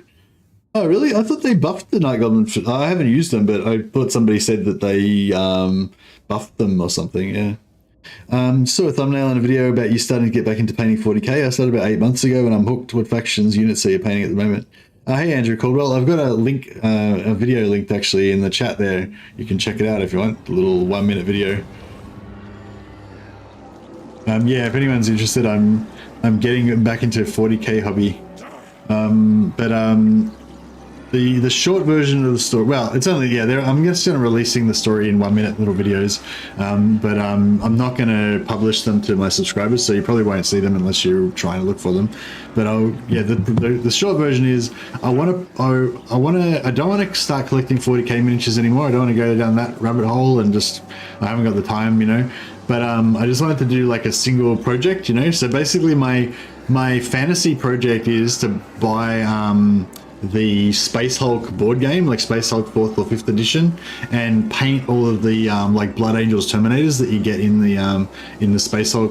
Because for me, like, Space Hulk was one of those games that first kind of got me into 40k. Like, it was the Space Hulk by itself, but it was one of the ones that fired my imagination. Like, when I was a kid, I really visualized, you know, what it was like to be like Terminators in those like enclosed spaces, you know, claustrophobic, not being able to move. The movie Aliens came out around that same time, which I'm sure heavily inspired the creation of Space Hulk. And, you know, and that like imagining of that whole concept of like going into these like hellish environments and just like getting slaughtered by gene stealers and stuff and everything, you know, that just really colored my early perception of 40k and stuff. So it's sort of a nostalgia thing. That's my kind of goal, is to basically buy Space Hulk and paint all the miniatures to make like a set, you know, like a painted game set, not like collecting 40k, but like just a painted board game set. But Space Hulk is of course out of print, so you can't buy it anymore. You can buy it online on eBay, but it's like super expensive and stuff. So anyway, and also I haven't painted anything like 20 years. So my shorter term goal is to I bought a squad of Chaos Terminators. I'm going to paint a squad of Black Legion Terminators to start off with. Those Terminator models were extremely good for the time they came out. They still hold up to this day. Yeah, they're really nice models, yeah, for sure. What I might end up doing though, what somebody suggested, is I might just buy like the game pieces, and then just buy all the models myself, like make my own collection for the Terminators.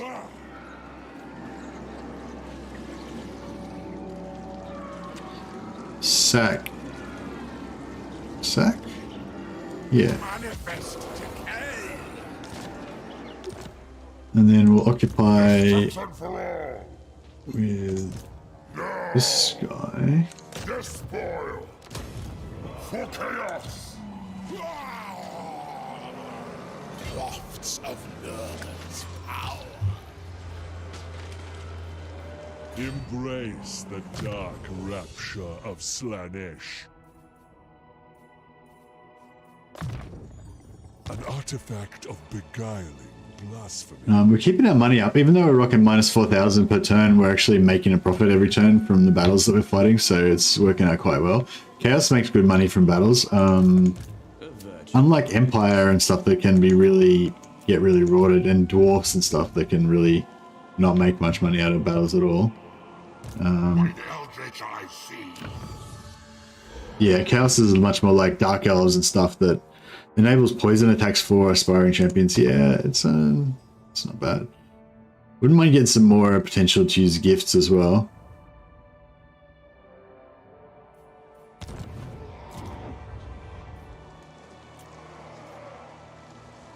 Yeah, what are you collecting, Andrew? Have you been collecting the same thing the whole time for the last 8 months, or like are you working on one army sort of thing, or have you just been like getting lots of different stuff and paint whatever?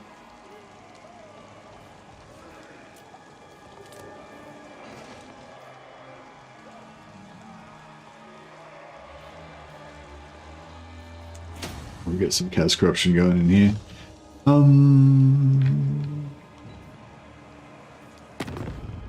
Yeah, I don't think I can't get Wissenlands to accept any gifts from me. Yes? The bastards of chaos are here to treat. I invoke the protection of Sigmar.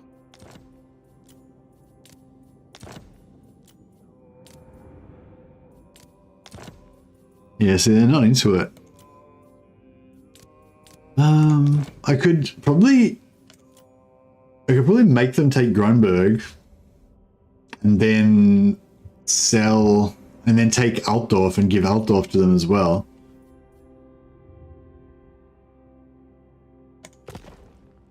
Got the Indominus box for a good deal. Some Marines and Necrons doing custom chapter, but it's taking a long time. 60 plus models. Yeah, nice.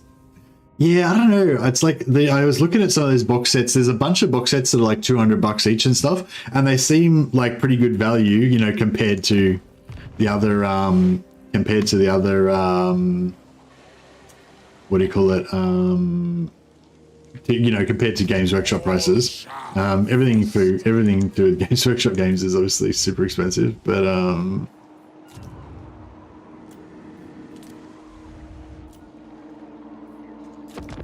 yeah, I noticed some of those boxes like are pretty good. Like the one that's got the Custodes versus the Gene Stealers looks like a cool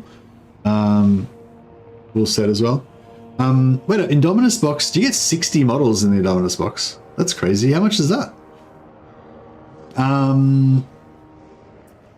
But yeah, they're so expensive. Like I think like Abaddon just for a single model is like $80 or something.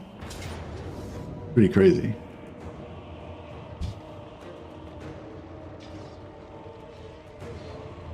Demons of Chaos Corn was my go-to, but I've had like 7 armies altogether. Oh, nice. Yeah, I had homebrew chapter as well.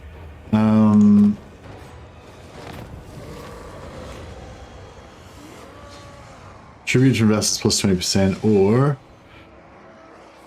I don't really care about either of these. The control faction wide doesn't really matter to me, and the vassal income's not that big of a deal. But I mean, 20% still.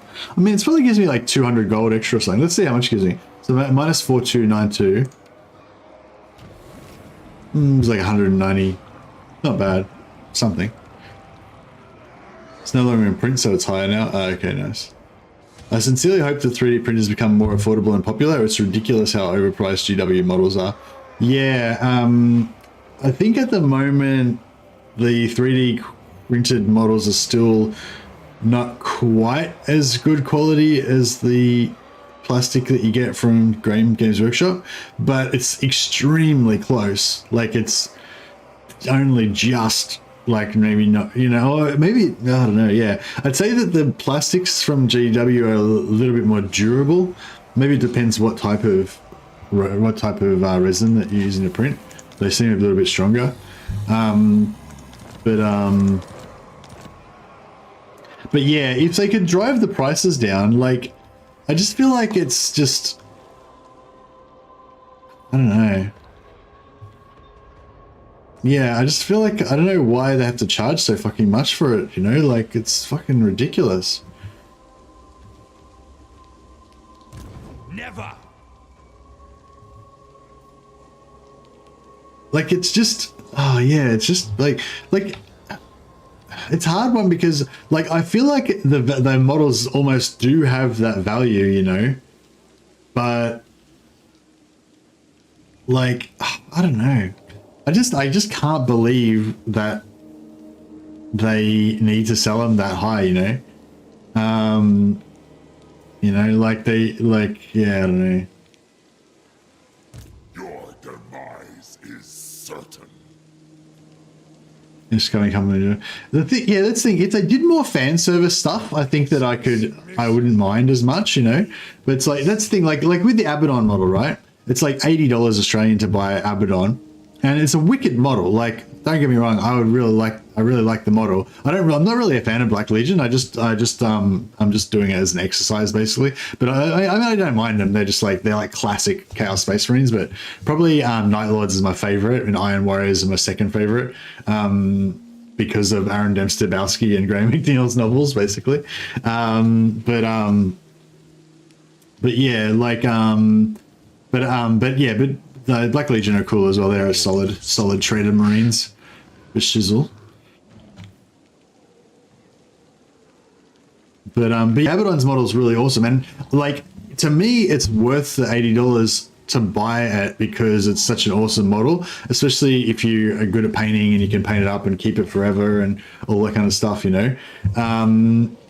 But at the same time, it's like when you feel like you're being cheated, you know, like, do you know what I mean? Like it's worth, yeah, it's hard to explain, but it's like, it's worth it to me. It's like the Abaddon model is worth $80 to me to buy in terms of the amount of value that I will get from it, you know, like, I'm happy to pay that for what I'm going to get out of it, you know, but the thought that they could charge, you know, probably $20 for the Abaddon. I mean, they probably charge like $8 for the Abaddon model, right?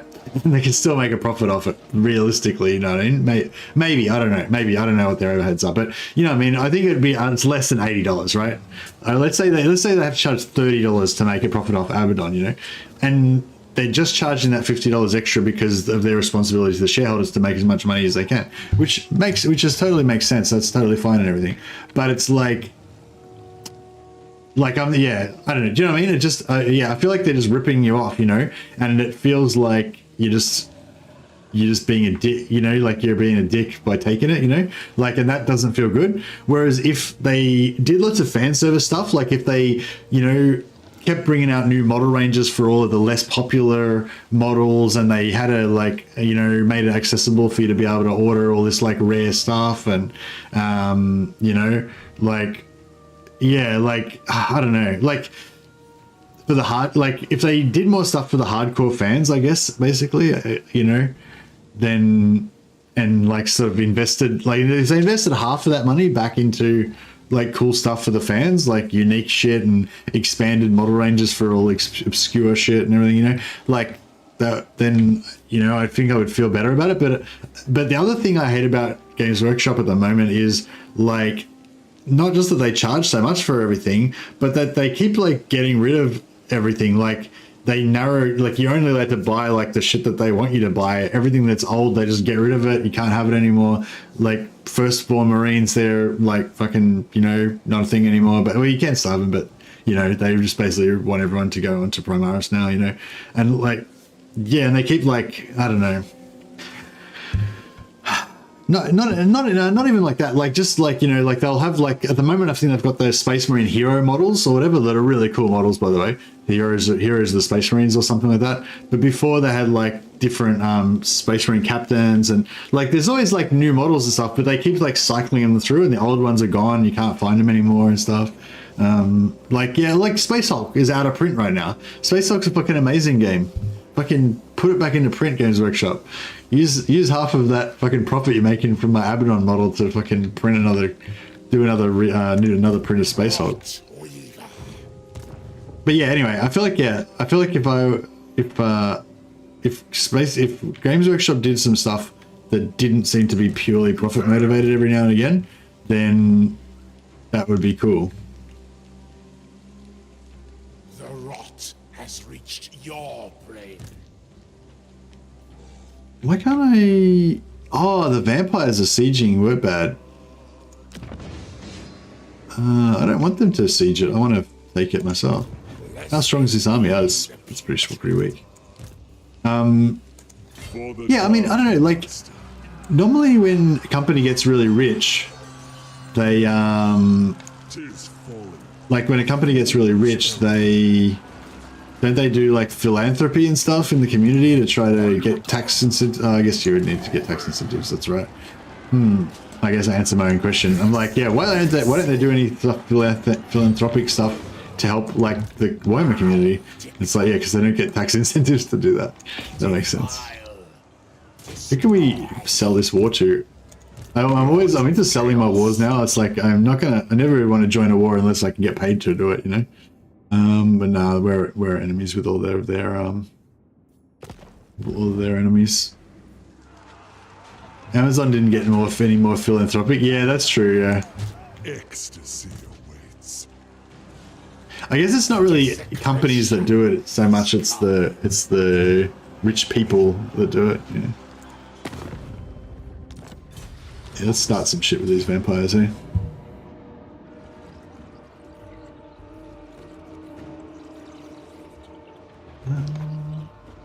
Might just fight this, just so we can make sure we don't get too much.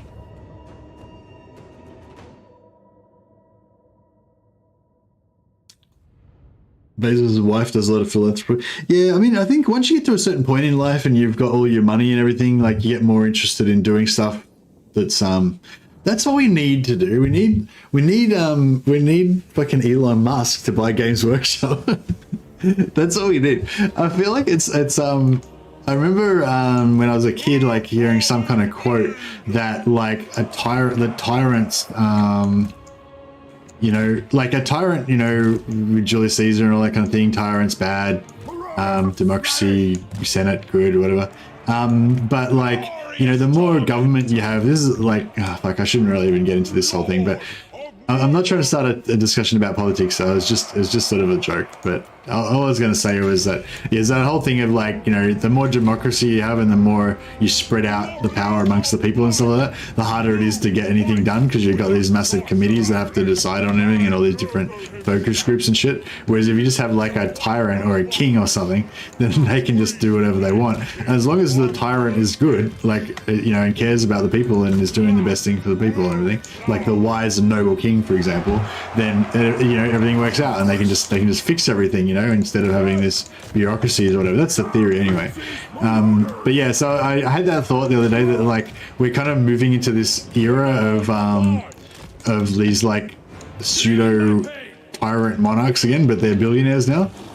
You know, we just have these like billionaires that just do stuff, do whatever they want, and as long as they're benevolent. As long as they're benevolent billionaire dictators, that's okay. These guys got armor piercing. I don't know how that's... actually, it's alright. We don't have that much armor anyway, because we're in orders. Actually, we get some magic damage on them. That would be nice. Despair it is! With fury and hatred! But I don't think we really need to worry about their backline. They don't have any backline because they're vampires, so we'll just try and get our dogs around the back so they can do some recharging. These guys as well. Lord of Slanesh. Warriors of Slanesh. Glorious bloodshed.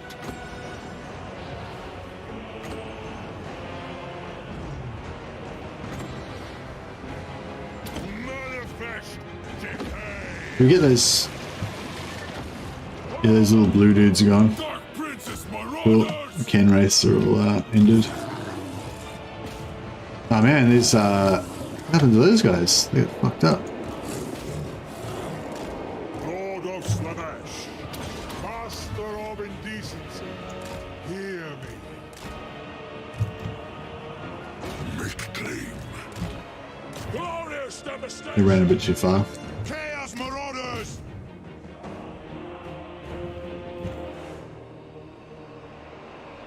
Endless craving. Yeah, it's like we need Henry Cavill to just take over all the movie industry and make all the good Warhammer movies, and we need Elon Musk to buy fucking Lord of the Rings off of Jeff Bezos and do that shit properly. Fuck.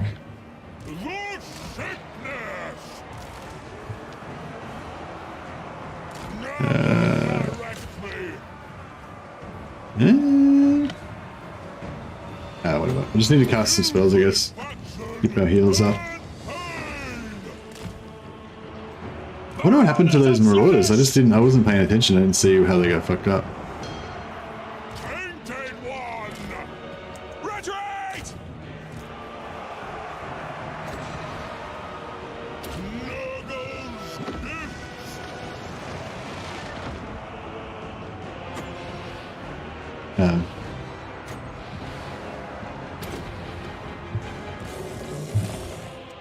Transgression and submission! Faster! Trying to keep those guys leveling up. Dark Prince's Marauders! Musk just understands that it's profitable to give people what they want. Those are the Yeah. You'd think that everyone would understand that. But yeah, this hunger. fucking thing about, like, these companies that seem to want to reinvent old IPs and fuck them up is really annoying. Marauders of Slaanesh! Overwhelming sensation.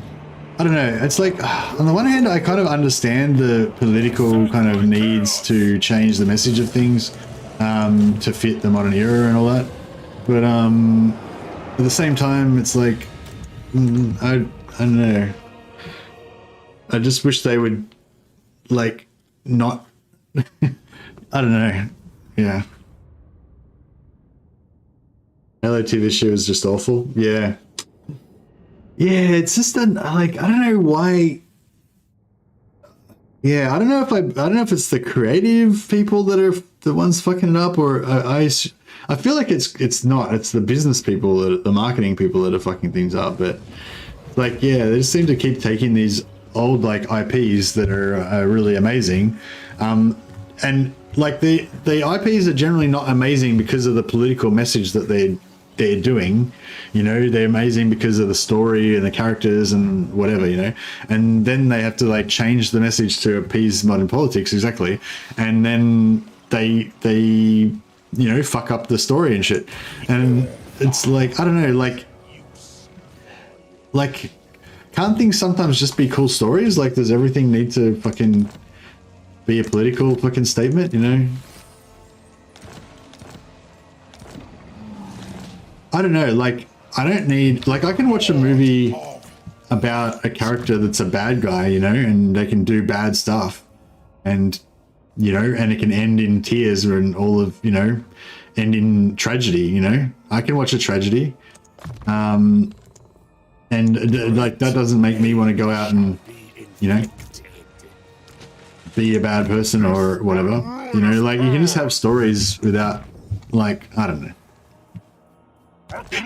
Anyway, I feel like I'm not really qualified to speak authoritatively on this, and I feel like, yeah, when you're streaming, like, it's, I don't know, people kind of, it's sort of like you have this like fake authority just because you're streaming or whatever, you know, and like, I don't know what I'm talking about, you know, I'm just chatting, so maybe I should stop before people start thinking that I do know what I'm talking about.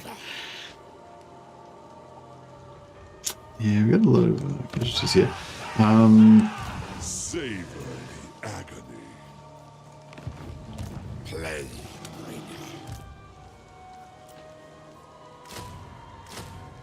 The Dark Prince chooses.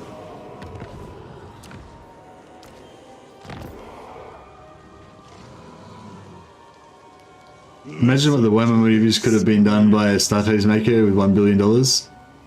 Yeah. Yeah, no, imagine if Jeff Bezos had just hired Astartes and given him $1 billion. But I don't know, I'm not sure that Astartes' show would have been scalable, you know what I mean? Like, I don't think you could scale up what Astartes did to that $1 billion size and still have it be, you know, like, I think part of the reason why Astartes was so good was because it was made by one guy, it was written by one guy, it was executed by one guy. There was one guy that, you know, just made all the creative decisions. One guy who fucking gets it, you know what I mean? Who gets it 100%. Like, Astartes is like the best Warhammer 40k, you know, animated, like, thing, like, piece of media, full stop, you know?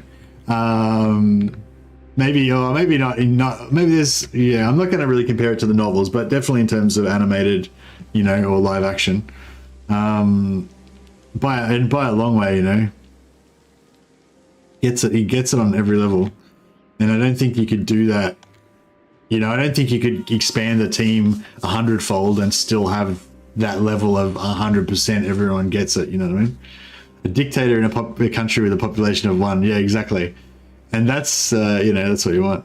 I hope one movie will never be created since the hype will be so high. It would need stars in line as there were lots of. Yeah, that's the thing. Like, I mean, I think that's. I think a lot of people are realizing that now. You know, don't wish for your favorite shit to be made into a movie, because it'll get raped. You know, it'll get ruined. And it's just, yeah, it's fucking sad. Bring ruin.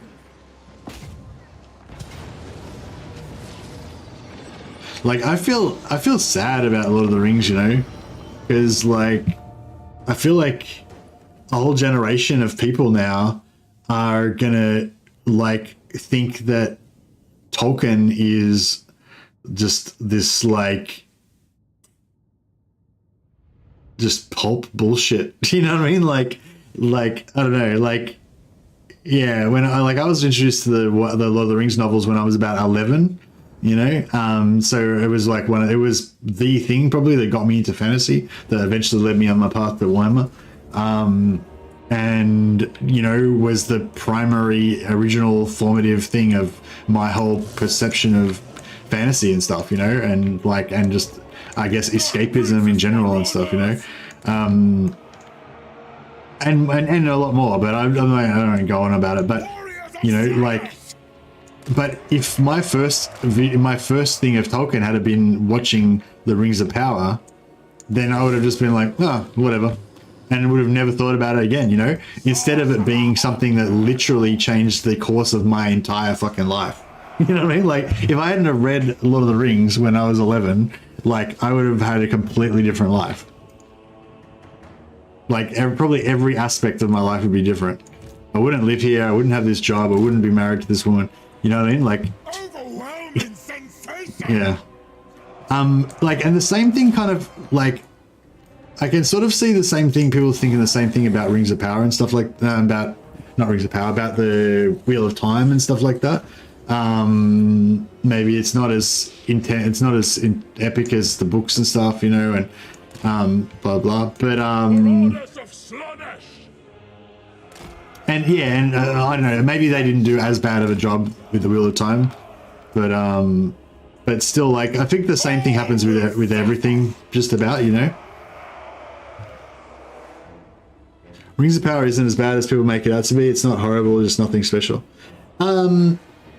It's pretty fucking bad, bro. It's pretty fucking bad. Well, I mean, yeah, it just depends on you. It depends on your expectations, you know. The problem is the expectations are so high, you know. And especially because of the Peter Jackson movies. Like, the Peter Jackson movies, like especially The Hobbit, got a lot of flack for being a bit too, I don't know, Hollywoodized, I guess. I think I've kind of lost interest now. I'm tired and rambling. So, sorry guys. I don't even know what I'm doing here. I'm like lining up on the complete wrong side of the map. Yeah, I don't know. Like, yeah, Lord of the Rings is not that bad. Like, I would watch a show like of the same caliber as Rings of Power if yeah, it's the philosophy phase. For you guys who are familiar with my channel, you know that once I get to a certain period, I get tired and then I just start rambling and fucking forget about the game entirely, pretty much. And that's where we're up to now. So yeah, I'll have to really wrap it up after this. But yeah, you're right. You're right. It's not that bad.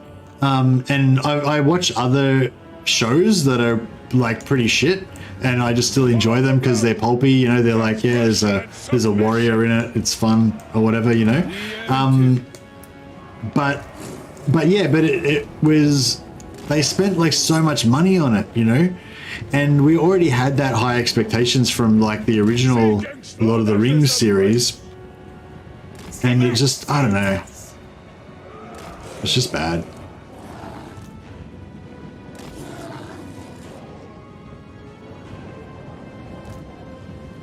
Now is our time. Ah! Marauders never fail. Your will? Yeah! No, actually, no, I'm gonna go back and say it was fucking bad. It was really fucking bad. Like, because like it is about expectations. Like if your expectations are low, like I was saying, I watch trashy TV shows and I can enjoy them on occasion, and that's fine. But you can't compare Rings of Power to those, because like I was there. The comparison I was going to make with Wheel of Time is, even though Wheel of Time is a really cool series, and you know, and it deserves a really good treatment as well, it's much less well known, you know, like the average person wouldn't know what the Wheel of Time is, you know, whereas the average person would know what Lord of the Rings is, you know, and so it's sort of excusable with something like the Wheel of Time to make, you know, a very average TV show that isn't that great or whatever, just so, you know, just cash in on some good writing, you know, not convert it very well, make a semi-decent show. No, I'm not saying the Wheel of Time show is really bad, but I'm just saying, for example, you know, you could do a fairly crappy show with the Wheel of Time, and it's not that big a deal because it's not a very well-known IP and everything, you know. But with Lord of the Rings, like, they know it's a big IP. They paid a shitload of money to get the license. They invested a crap ton of money in making the show. Like, it wasn't supposed to be just an average piece of shit. It was supposed to be like the best thing ever, you know what I mean? And it just wasn't.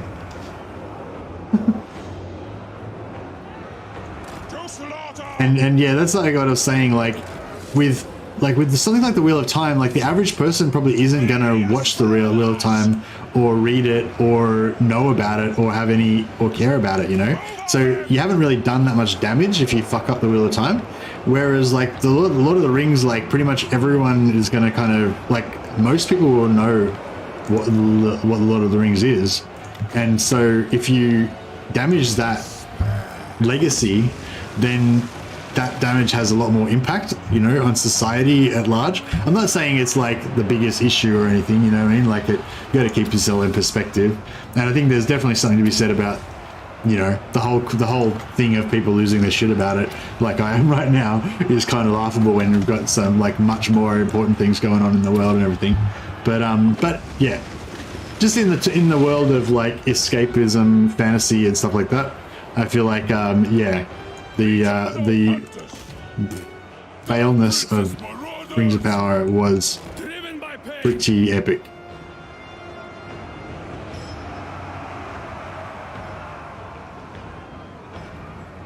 People who read the Wheel of Time after the book, yeah, the thing is with the Wheel of Time though, like, the way that I came across the Wheel of Time was having it recommended to me by somebody else who had read the novels like years and years ago, that thought that the novels were great, and they recommended the novels to me, and I read them, and you know, or I'm not sure I read all of them, but you know, I read some of them, and I also thought they were great, and I had that great experience.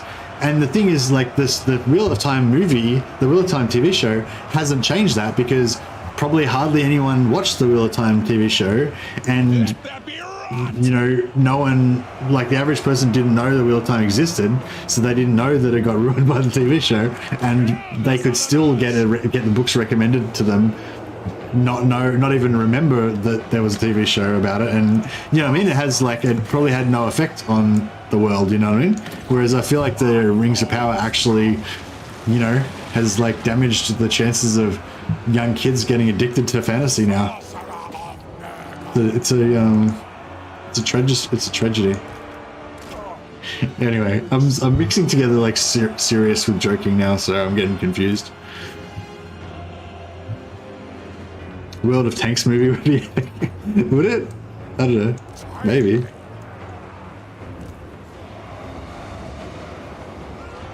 Anime series about the Horus Heresy. Yeah, I'd love to see more 40k stuff, but then it's like, yeah.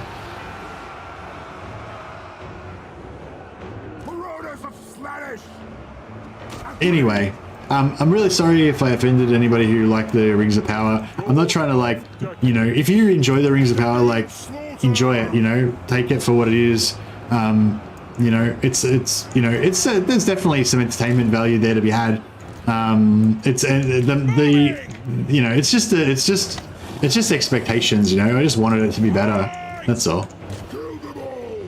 But yeah, if you're enjoying it, I'm not trying to like, you know, I'm not trying to draw lines in the sand. And like, if you like Rings of Power, then you're not on my team, and I only like people who don't like Rings of Power or whatever, you know. Like, you know, you can like Rings of Power, and I can totally respect that. You know, I totally understand it. I like watching, you know, I like watching stuff that isn't amazing as well, if it's the sort of genre that I enjoy.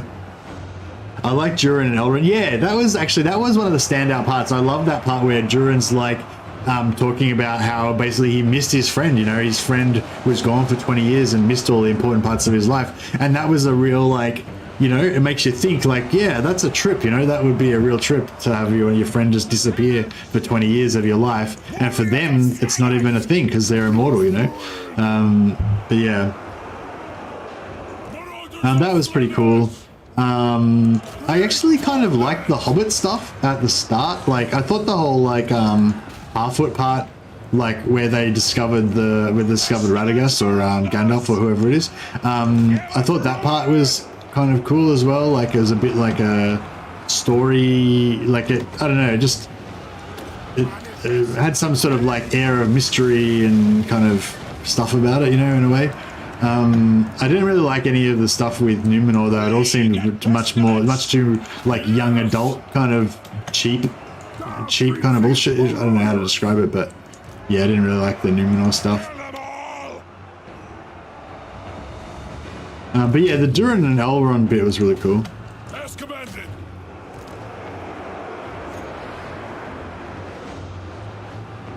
Putrefaction and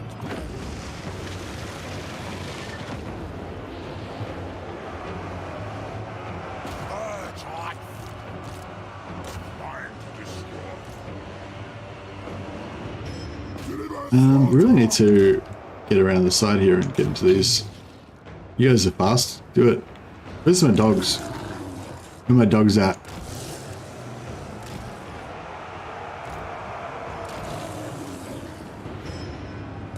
There we go. Sensation without limitation. For a fantasy series, Rings of Power is really good. For Lord of the Rings, not so much. Yeah, if it was just a random fantasy series and you didn't know anything about Lord of the Rings, you'd probably enjoy it, I think. People with zero standards. Yeah, so that's not what I'm trying to say, Big Boss of the Gym. Like, you don't need to like insult people that enjoy the show, you know? Like, do you know what I mean? Like, people who, it's sort of like this thing with Age of Sigmar, you know? You don't need to insult people that like Age of Sigmar. Like, you know, there's no need to like ruin other people enjoying their fantasy, enjoying their escapism, you know what I mean? They're not the, you know, other people just like you that really enjoy fantasy or that really enjoy Warhammer or whatever, they're not the enemy, you know? It's the people that are like, you know, making the creative decisions that you're dissatisfied with, you know, or whatever. They're the ones that you should direct your frustration at, I think. What classes are you going to main when Darktide comes out? I'm going to go for either Veteran or Ogren. Yeah, I think I'm going to go Zealot. I think Ogren is probably my spirit animal. Like, I love tanking. I love like protecting the team. I love bonking things. So, you know, I feel like Ogren would be my natural class, but I just love the Zealot. Like, you know, I love the whole like you know, righteous servant of the Empire, you know, crazy kind of thing.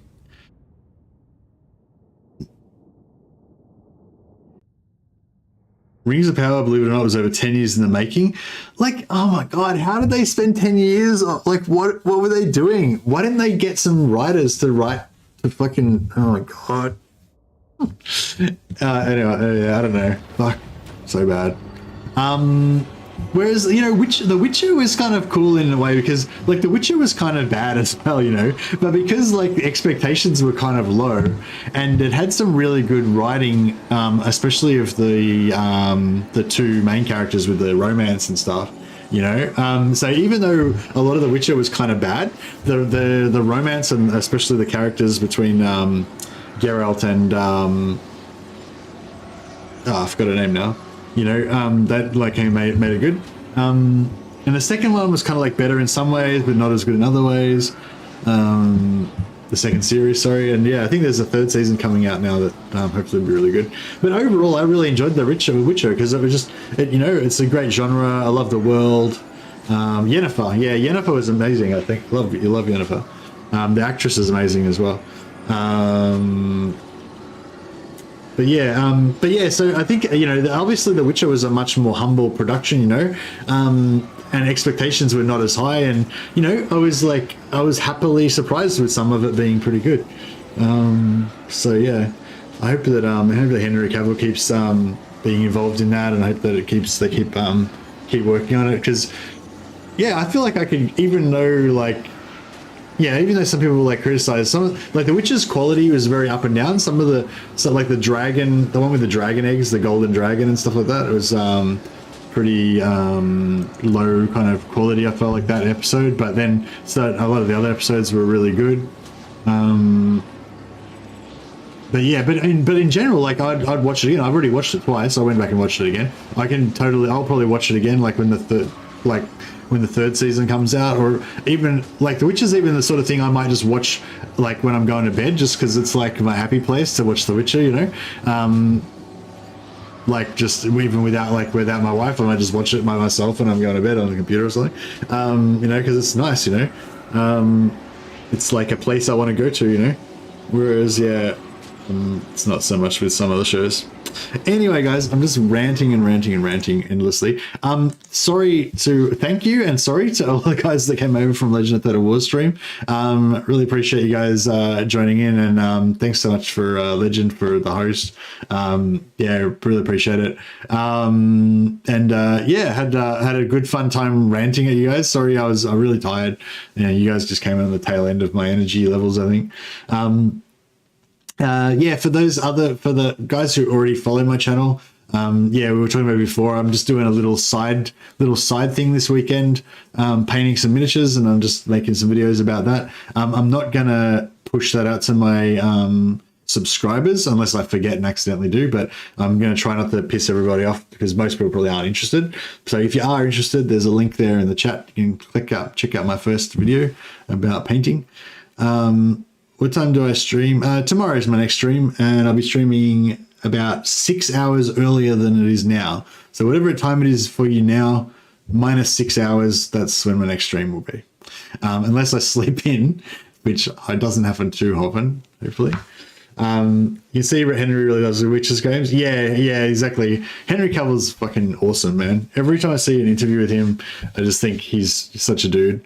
I'm really looking forward to in the future when he gets into producing and the sort of projects that he does. Like, because you know he's a nerd like us, you know. I can't wait to see the first thing that he produces.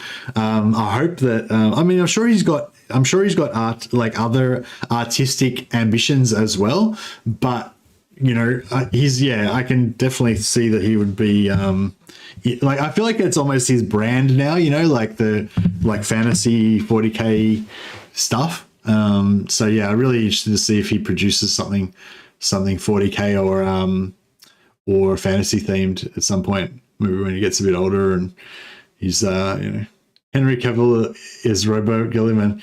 That would be how cool would that be if he was Robo? I don't know. Yeah, maybe a reboot. I don't know. I think he wants to play a Valdor or someone. I think he said.